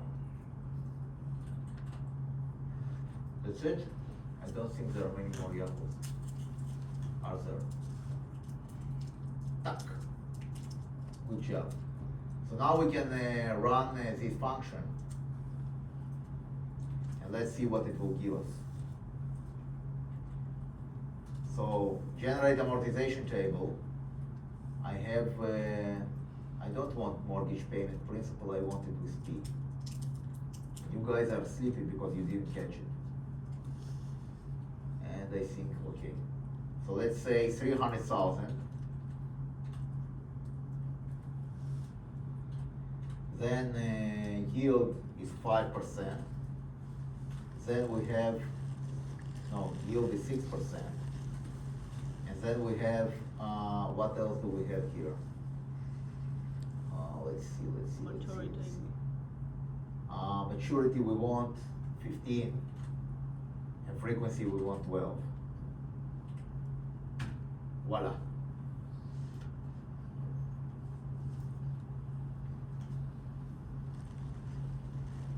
Right? Don't worry, I'm going to deploy this file, okay? Questions? Questions? Had enough, lady boss? I'm just hitting my engine. Right? Is this clear?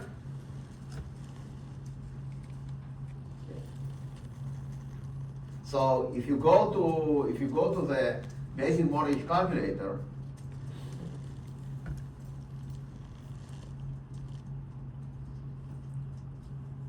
go to the basic mortgage calculator,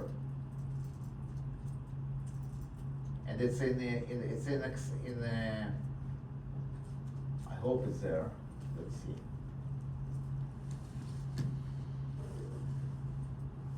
If you go to this one, so under material, I have no idea where it is. You should, let's see, under course content, okay? If you go to basic mortgage calc.r and you look on the code, what's the fuck you want?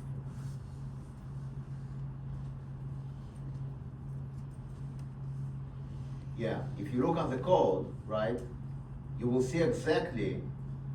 So all this crazy stuff, you can actually, okay, here I'm implementing it. You see under render text, I'm actually implementing you see that I'm actually implementing this here. And it's in even more uglier term that I did there. Okay? So here I'm actually doing it using direct format, but you don't. But for now, you don't need to do it. Okay. Questions? So this guy, right?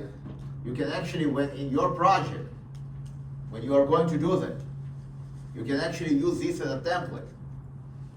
Okay, and you can actually create your own mortgage calculator. The advantage of that when you actually go to the web, they start and you want to calculate your mortgage, they start to ask you your name, your data, your social security, and all the idiotic stuff which is completely irrelevant because they assume that you want a mortgage, right? You can just practice. Okay. And then you can actually tell your friends, lady boss, that you deploy the mortgage calculator, send them a link, and they're going to use a link to do the mortgages calculations. Okay? Is this clear? I'm going to give you the formula for this next time. Well, I will give them to you. Should I give them to you now? Yeah, why not? Okay. Yeah, but I don't want the screen to go up. Okay, so let's okay. Are there any questions? I can move on to duration and convexity, or do you have any questions? I said, don't be so shocked. Wake up. I know that it's late. Wake up. Wake up. Okay.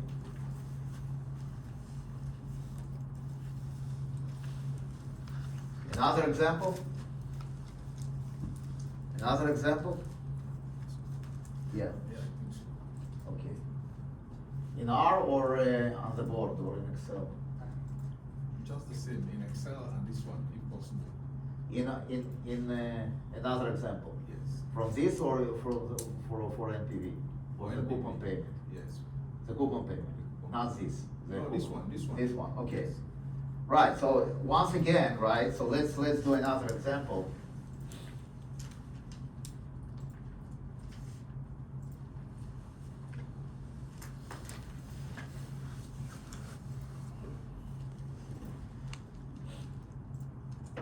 Okay, so let's do another example.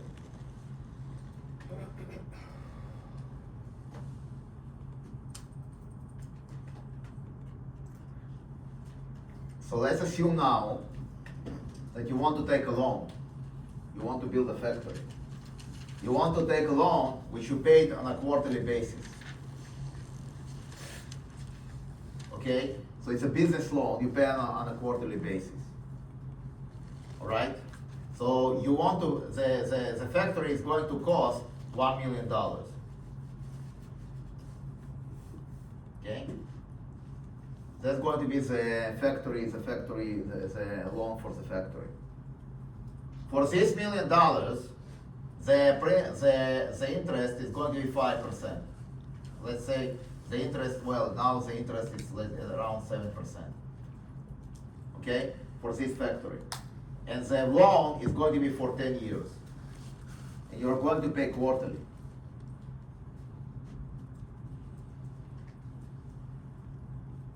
Okay? So now the question is calculate the payment and create an amortization table. Right? how much interest, how much principal you are going to pay at each point in time. Okay, so let's say, so once again, right, we use the formula.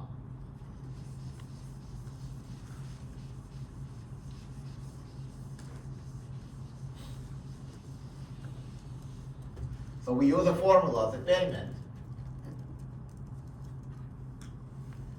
is going to be the X, which is the payment, is going to be the principal times the yield adjusted, right?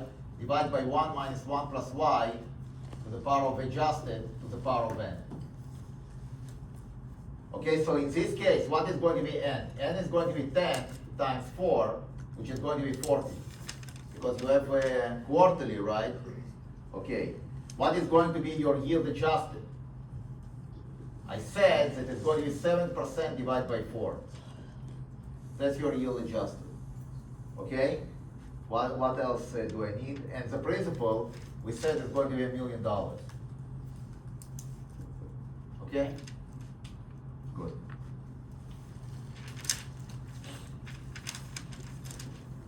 So,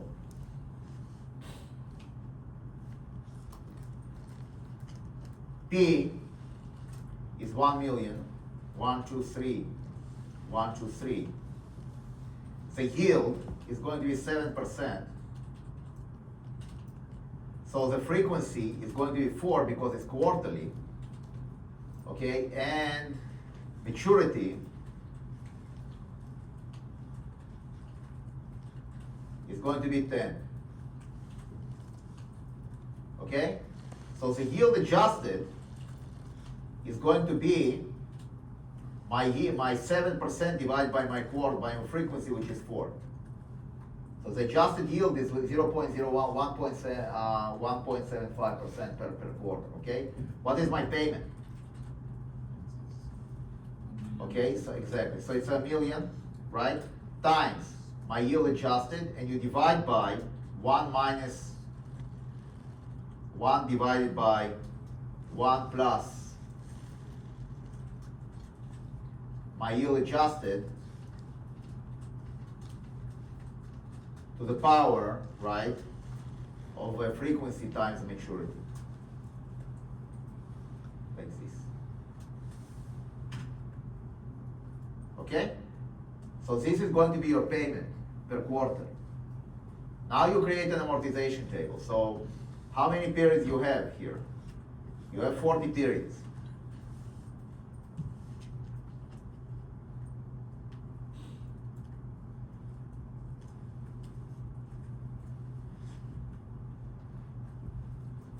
These are your 40 periods, okay?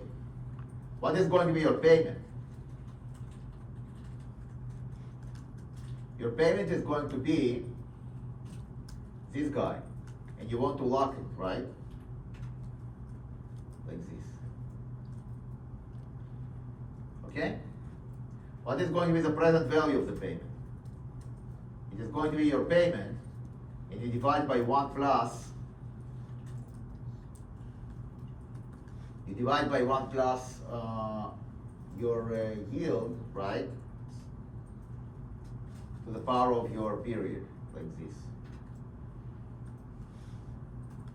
And you can see that the sum is exactly $1 million. Okay?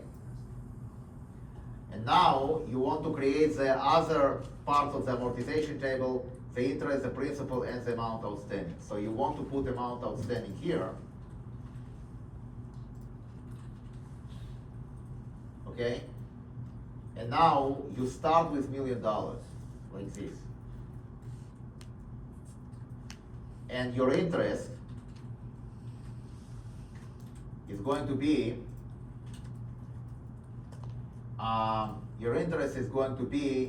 your million times this guy, and you want to lock it like this. Okay? And the principal is going to be this. You take your amount outstanding, and you take your payment, and you subtract your interest like this. Okay, and present value of principal paid Bless you. It's going to be your principal, you divide by 1 plus your adjusted yield, right? You want to lock it, and you want it to the power of your period, like this. Okay, so now you do, so now you need to update your amount outstanding by 1 million times your principal, okay? And here, and here, and here, and here. All right? That's it.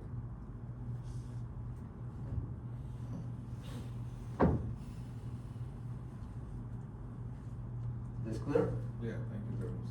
Now, if you do it in R, you have a function, right? Yes. So you go back to the file, and you just replace, and you just, in order to generate the amortization table, okay, you do it from here. You take a generate amort table,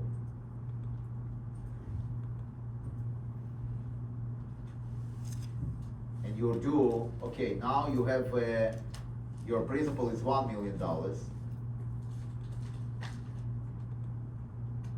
think another 0. Okay, your yield is going to be, we said 7%? 7%. Right, so you put here 7%. Then, your maturity is going to be 10 years, and the frequency is 4, right? And you click. And that's your amortization table. So you have, why do you have 40 here? No, I don't like it. 40, okay. You start here. So principal, let's see.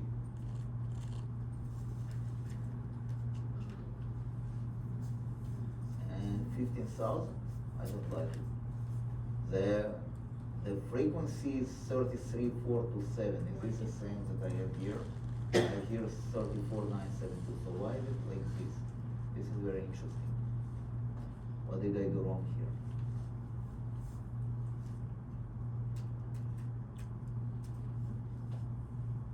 What did I do wrong here? And I don't have the principal as a principal paid. It's a little different from what I have here. And why is that? Let's see. Because the previous one was the same. Maybe the Y. The Y, the yellow. It's a 7%, no? But the function said, Let's see, maturity and frequency, so this is correct. That's bizarre, why is it not the same? Let me just see. Here,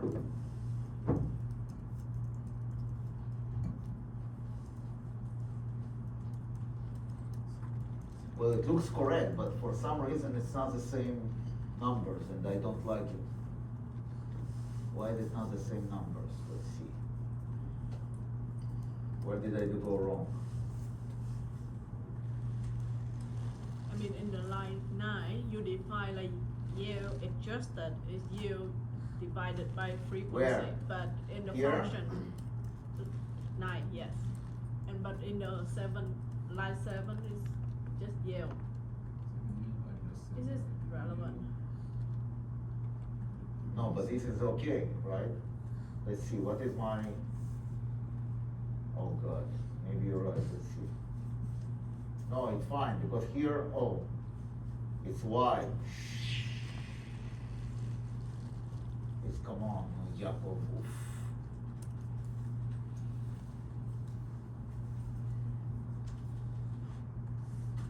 Lady Boss has bionic eyes. That's what you're saying to me, Lady Boss, right?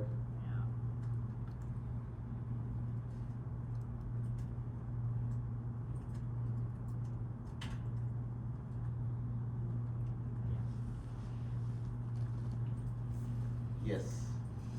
Yes. Yes. Yes. Yes. Great job, Lady Boss. Very good. Extreme attention to details.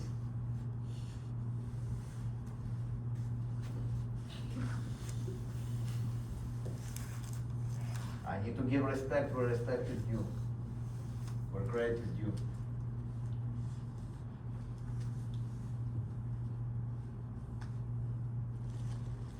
Okay? Yes, it's okay. Good? Thank you. You're welcome. Any other questions? Now, for those of you, for the inspiring minds,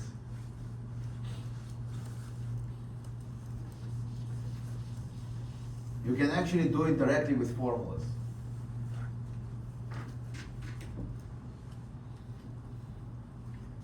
So,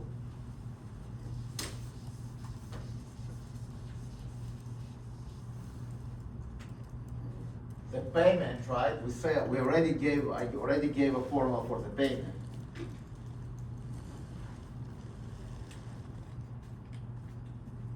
The payment, I said,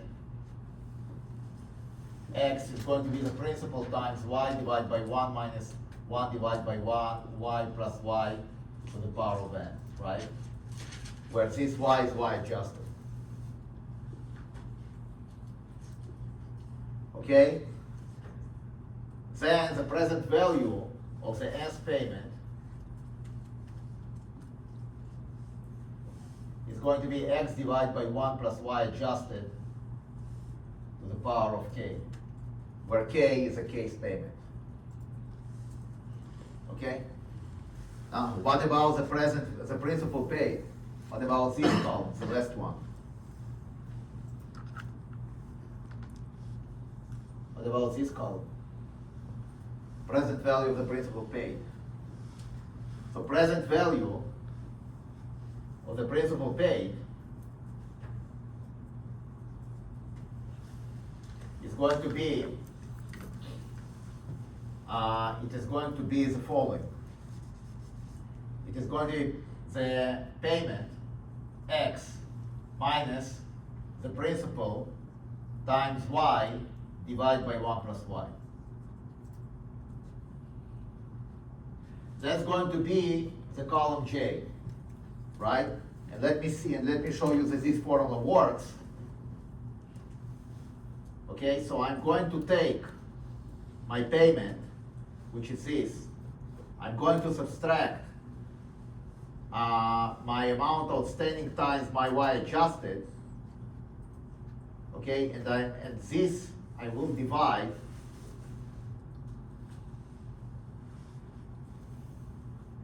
by 1 plus y adjusted.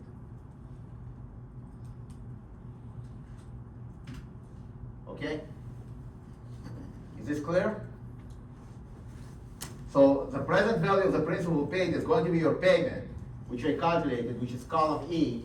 I subtract the principal times the yield and I divide by 1 plus the yield. And all these, right, all these yields are y adjusted.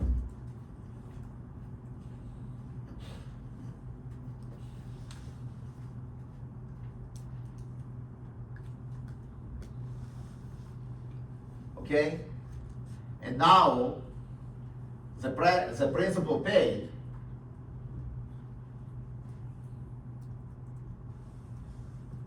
at payment K is going to be x minus py adjusted divided by 1 plus y adjusted to the power of 1 plus y adjusted to the power of k minus 1. Okay, I think, yeah. Answer? Yes. The first value of principal paid, like at the bottom of 1 plus y, should we need to add the power of n? I can't hear you. For the personal value of principal paid, This? the bottom one. No, the upper one, yeah. This? For the bottom one, 1 plus u, should we need to add the power of n? No. Okay. You see, I didn't add here the power of n, right? Yeah, If you look here, the second. it doesn't matter. They're all equal. Right? I didn't add the power of n. Okay? Right? I didn't add the power of n. So they're all equal.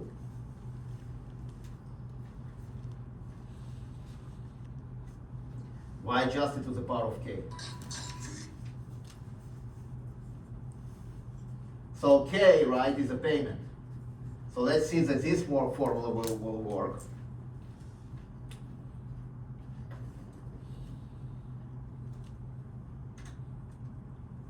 So I'm taking my y adjusted, right? And I'm going to multiply by 1 plus the yield adjusted to the power of my period, like this. And you can see that this actually works. And maybe I need to lock something. What do I need to lock? I need to lock this. And I need to lock this.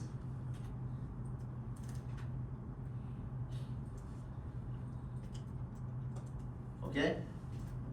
So you can see how I actually take the present value of the principal paid and I'm reconstructing the principal column using this formula. Okay? And now the interest paid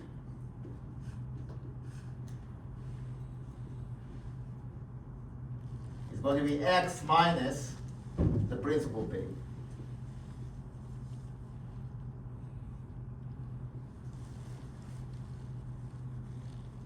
So I'm going the other way around, right?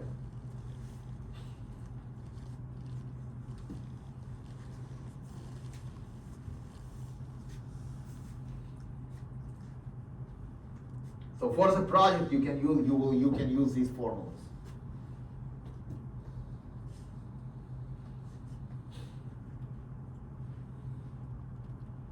Professor, this one, let's take a sec, this one. This one? K, yes. Principal paid K means the principal paid on the case payment, right? So this column is going to be column I. The principal paid for each payment. For each payment, right? Each payment here consists of interest and principal, right? So you calculate, if you go like this, right? You calculate with a loop. But if you go, you can actually go from the left column to the left, right? So I calculate the interest and the principal, I don't even need the amount outstanding. Of course you can calculate the amount outstanding. Yes. Because the amount outstanding, right, is just going to be, the amount outstanding is going to be the sum of the, basically the amount outstanding is going to be the amount outstanding at 1 minus the sum of the principal paid.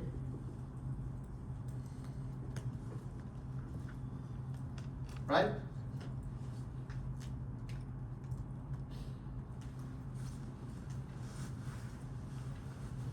Is this clear? Right? So instead of going like this, I'm going like this. I'm starting with the present value of the principal paid. Then I calculate the principal paid. I calculate the principal, right? By pushing forward the principal paid. And then I calculate the interest by taking my payment and I'm subtracting the principal that I'm paying at each point in time. Is this clear?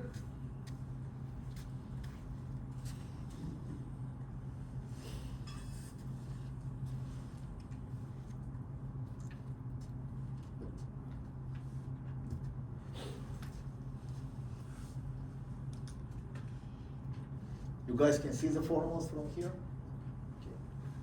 Because I don't have enough board, the real estate, you know. I mean, this screen is killing me. I don't have enough real estate. All right. Any question on that before we move on to durations?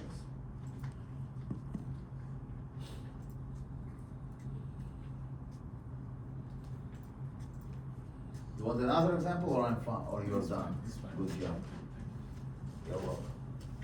Right, so this file I'm going to deploy at the end of the class. The Excel I'm going to deploy at the end of the class. In order for you to see the formulas and compare, right, of how the logic flows, you just go in Excel, you click on formulas and you do show formulas, and then it will show you the formulas. Okay. And this is ugly, right? So I did it the ugly way. I did it like in Excel, starting from the first column and pushing it to the right. But I showed you with the formulas that you can start with the left column, push it to the left.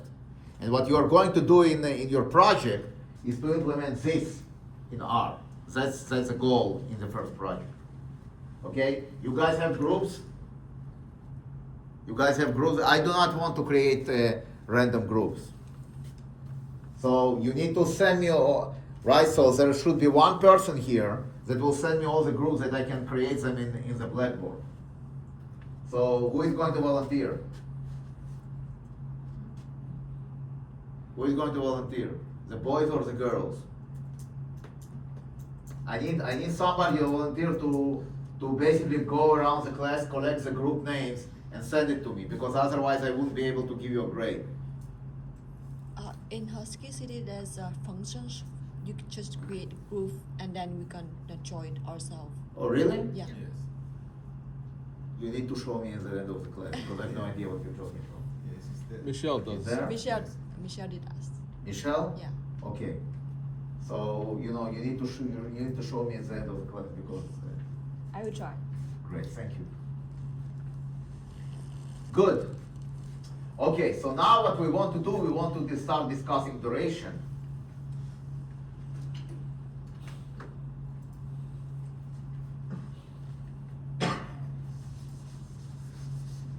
It's the last half an hour, because at 9 I will let you go. All of us need to get home in a reasonable time.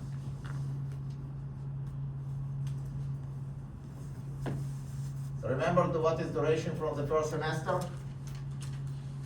Remember what is duration from the first semester, Lady Boss? Oh my God, Lady Boss, you let me down. Taylor series expansion. Exactly, 1 over P delta T to delta Y. Right? This is your duration. What is your convexity? Exactly. 1 over P, the second derivative of P versus the yield. Right? And the magic formula that enables you to use duration and convexity. I covered duration and convexity first semester, right? Yes. Great. And the magic formula that enables you to do duration and to manage portfolios using duration and convexity, right? So first of all, duration of the portfolio is going to be the weighted average of the durations, and convexity of the portfolio is going to be the weighted average of the convexities. Right? Remember? Okay? And the measure, and then the return of the portfolio is approximately going to be minus the duration times the change in yield plus half of the convexity times the change in yield squared.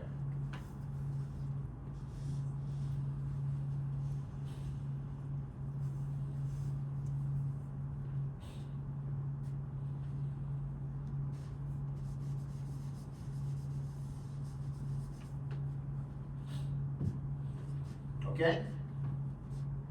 And so using these two formulas, right, you can find duration and convexity of any portfolio. You can find duration and convexity of any portfolio, right? And then you can use duration and convexity to calculate the return approximately. And what kind of portfolios do we want in our fixed income management? We want portfolios with positive with duration neutral, right? And we want positive convexity. Okay. Because then you kind of immune yourself against the movements in interest rates. If it goes left or right, you have, if duration is 0, this term will go away. And the convexity, right, is going to be positive. So delta y squared will always be positive. So then you are guaranteed to make money, no matter if the yield will go left or right. So if you want not to bet on interest rates, right, what you want to do, you want to create duration neutral portfolios with positive convexity. Okay, so let me just remind you from the first semester how it works.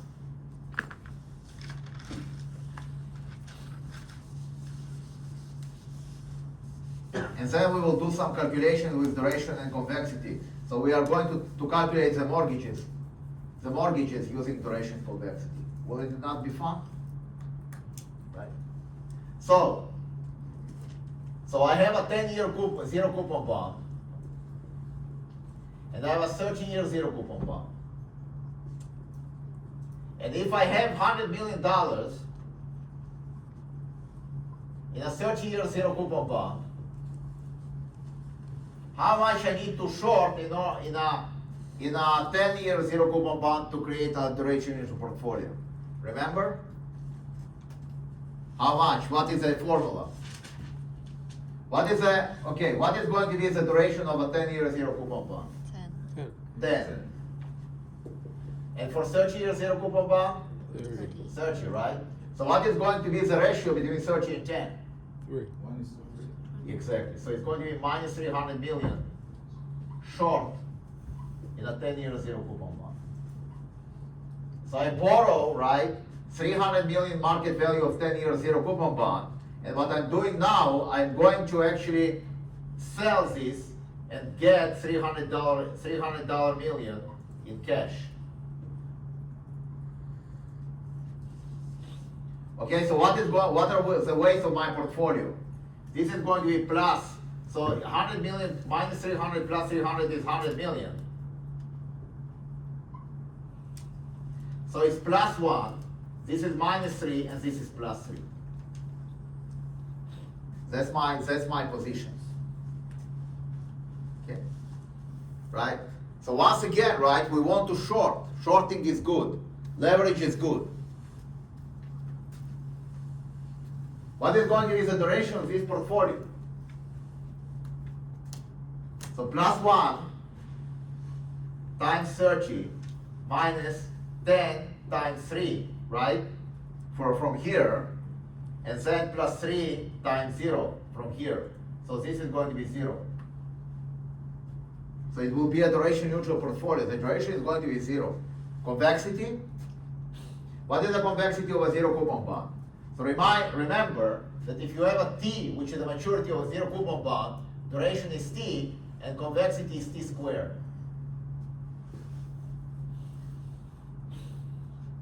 Okay.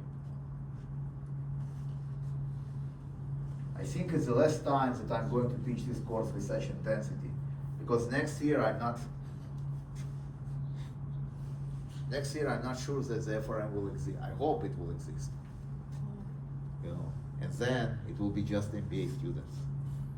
Why do you think the FERM won't exist? I didn't say it won't exist. I hope it exists. So I don't know if it will exist or not. I hope it exists because it's a good program. But there are some constraints. So what is my convexity?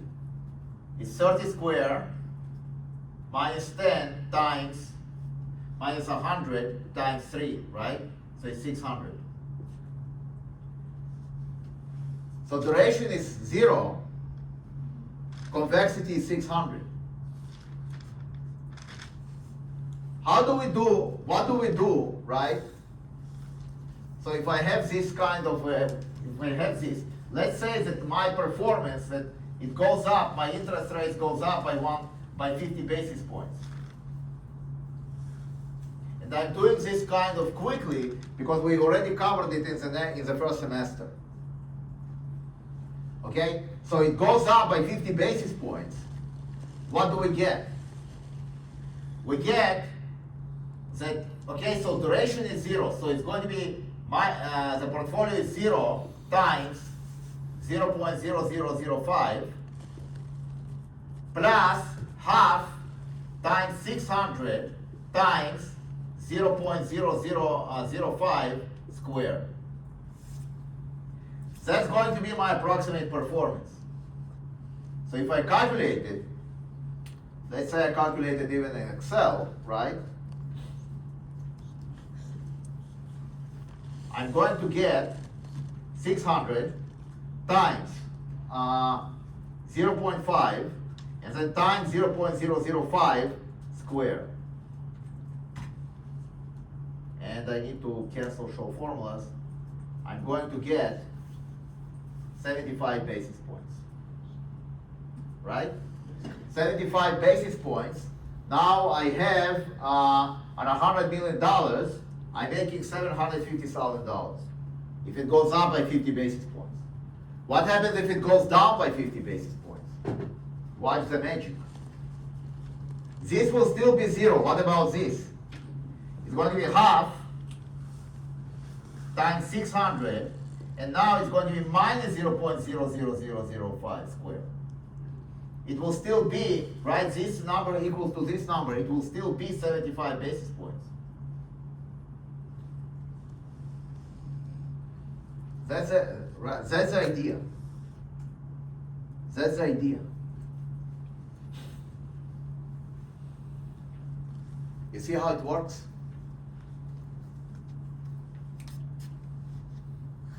Questions?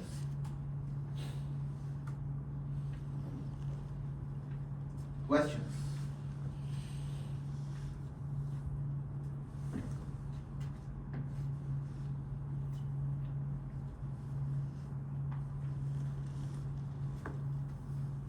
Is this clear?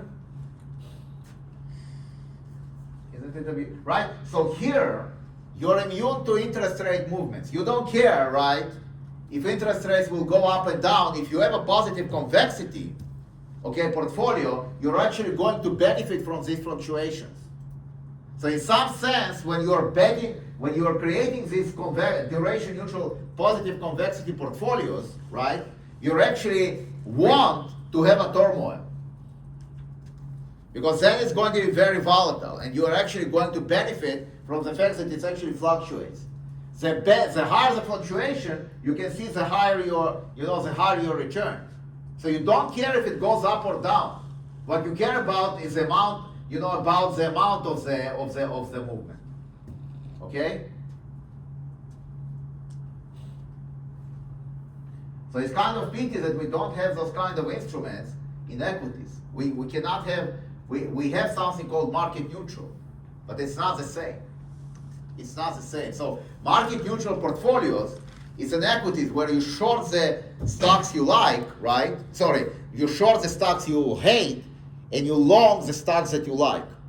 So net, your market value is 0. So you borrow from the broker, you borrow the stocks that you don't like, you sell them on the open market, and you buy the stocks that you like. So then, right, you kind of make a double bet. These stocks will go down, these stocks will go up. But you do not have this kind of guarantee because you don't have the analytics, you don't have the duration neutrality like you have here. Okay? Is this clear? White magic. In fixed income, if you know what you're doing, right, you can make much more money than in equities. I guarantee that to you.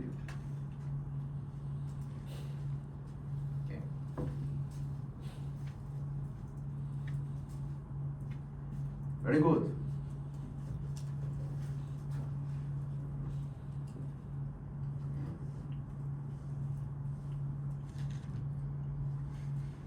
Great job. Now, let's see how to calculate. Now let's take a little bit more complicated example, and let's see if we can calculate the duration of a mortgage and the convexity of a mortgage. Right? So how do we calculate the duration and convexity of the mortgage? We want to do it, let's say, we want to do it here, or we do it in Excel and then we do it in R. So how do we calculate the duration of a mortgage? What is the weight? What is our weight? How do we calculate the weight of our loan? What is the weight of our loan? Anybody can tell me, wake up. You have 20 more minutes to suffer me. Next week you will have a week off. How do you calculate what is the weight of a mortgage? If you have a portfolio of mortgages, right? Sorry, you have a portfolio of payments. What is going to be the weight? How do you calculate the weight?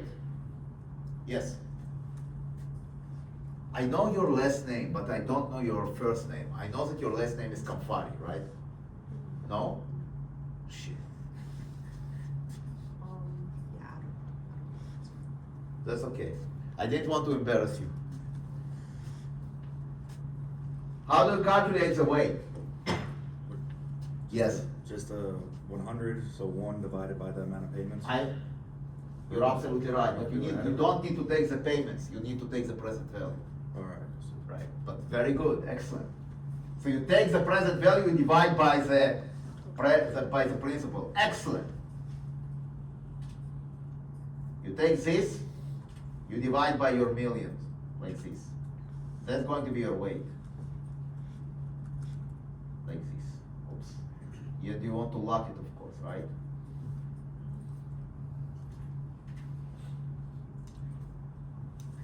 Unfortunately, it's not your fault. It's our failures that, most of you here undergrads in Yukon, you have no idea how to calculate weights. And this is not your fault. This is our fault. What is going to be the sum? 100. 1, exactly. Voila.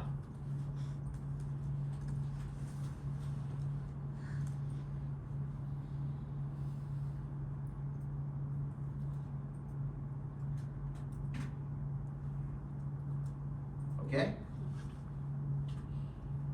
Now, I'm going to take a shortcut here, because here is a discrete model. So the duration is not equals to maturity. It's a little bit different, but I will take a shortcut, and I will declare that I will pretend that it's a zero coupon bond under the continuous model. And if it's a zero coupon bond under the continuous model, what is going to be the duration of each payment? Think about it as zero coupon bonds.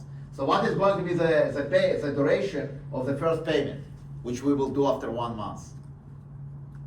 What will be the duration?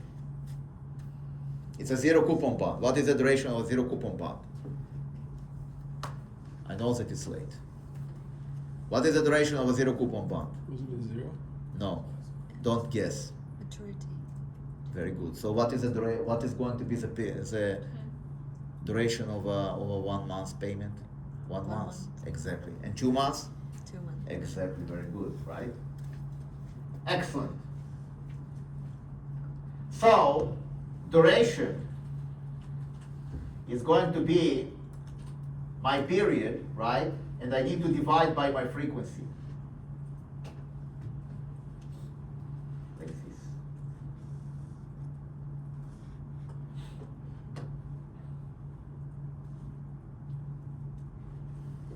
And multiply by 12. So it's 3 months.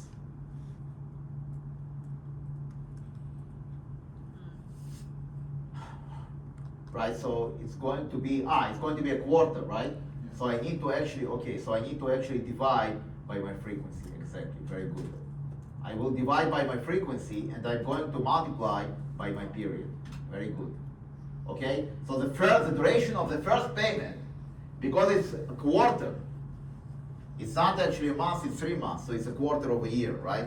So this 0.25 is given in units of years, of annual units. Okay? And I want to lock my frequency.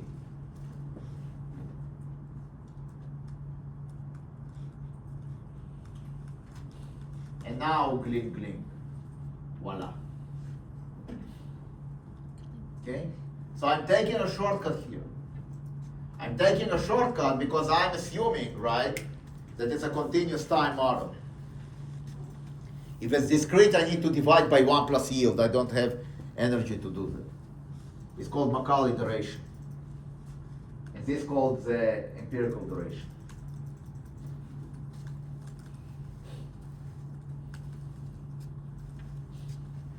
Okay? So you can see that the first payment has duration of 1, which is exactly what I want, because it's 1 year. What about my convexity?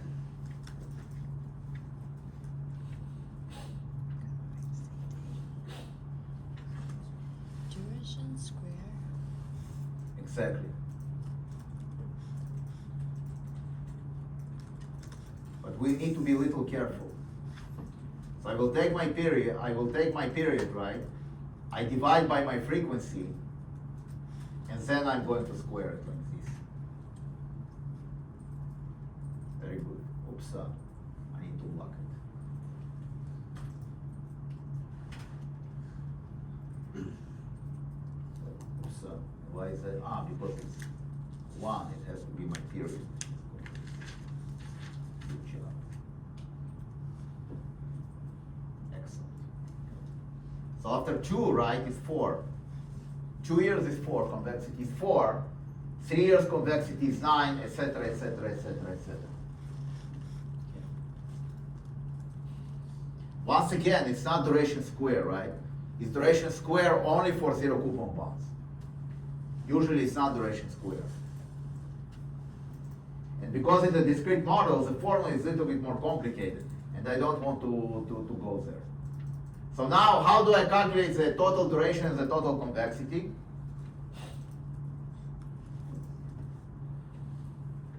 How do I calculate the total duration and the total convexity? Sum product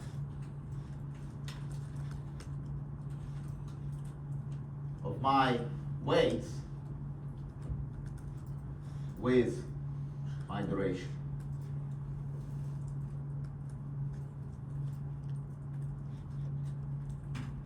And sum product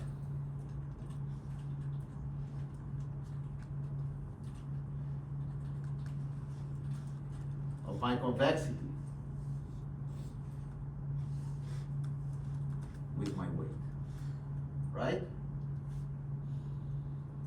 Remember the sum product function from the first semester?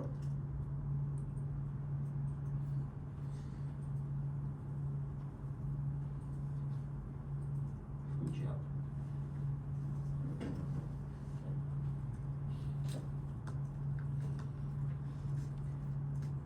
Questions? Is this clear? Okay, and this is coming because I had the formula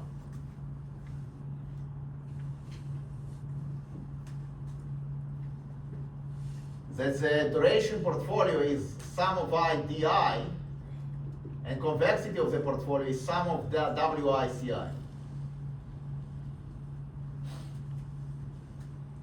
Okay?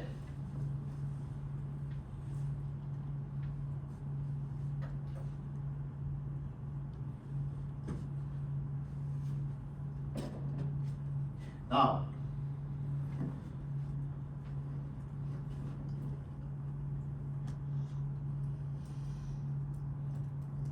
if you go to lecture slides, I think I have lecture slides somewhere here. Lecture slides. And if you go to lecture 2, you should see the formulas. Yeah, this is even more complicated. Wake him up. Wake him up.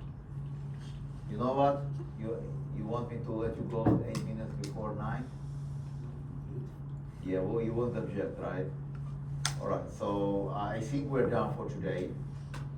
So we will continue with K iteration next time, which is going to be 2 weeks from now. And you're done for today. Okay? So I'll see you in 2 weeks. Yeah, and then we will compensate because you're going to have your test on Friday. So you will have a Thursday lecture, and then on Friday you're going to have a test. No, not good, lady boss. Could you please tell us a little bit about the I can't hear you. Could you tell us a little bit about the Bloomberg certificate good? So okay, What is it? the BMC I sent you the code, right? Yeah. So just log in, okay, and just start doing the course. What happened? We were able to submit certificate last semester. Safety what? Submit the Certificate last. Then resubmit it. Resubmit the old Resubmit. one. Yeah, if you have the certificate, just resubmit it. It's not a problem. Okay? I'm not asking you to do it twice. Okay. Was the deadline for the? I have no idea, whatever it was. Sometime in March. So yes. next week we're gonna Sure. off? Like we don't have Yakov class next week? Yeah, no class. Okay, so when is the midterm, the exam that's came? He was saying the week after we'll have a class on Thursday and that following Friday. Sorry.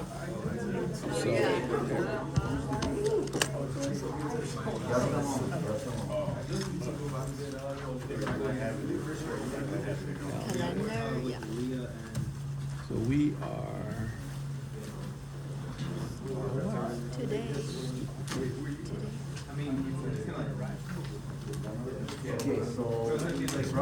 Why is it not making it look right? January.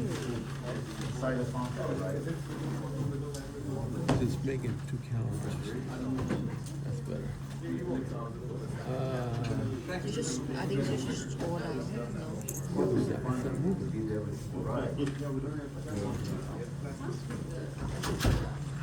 Oh, what is it? Annoying calendars. Can you use one? Can you see it?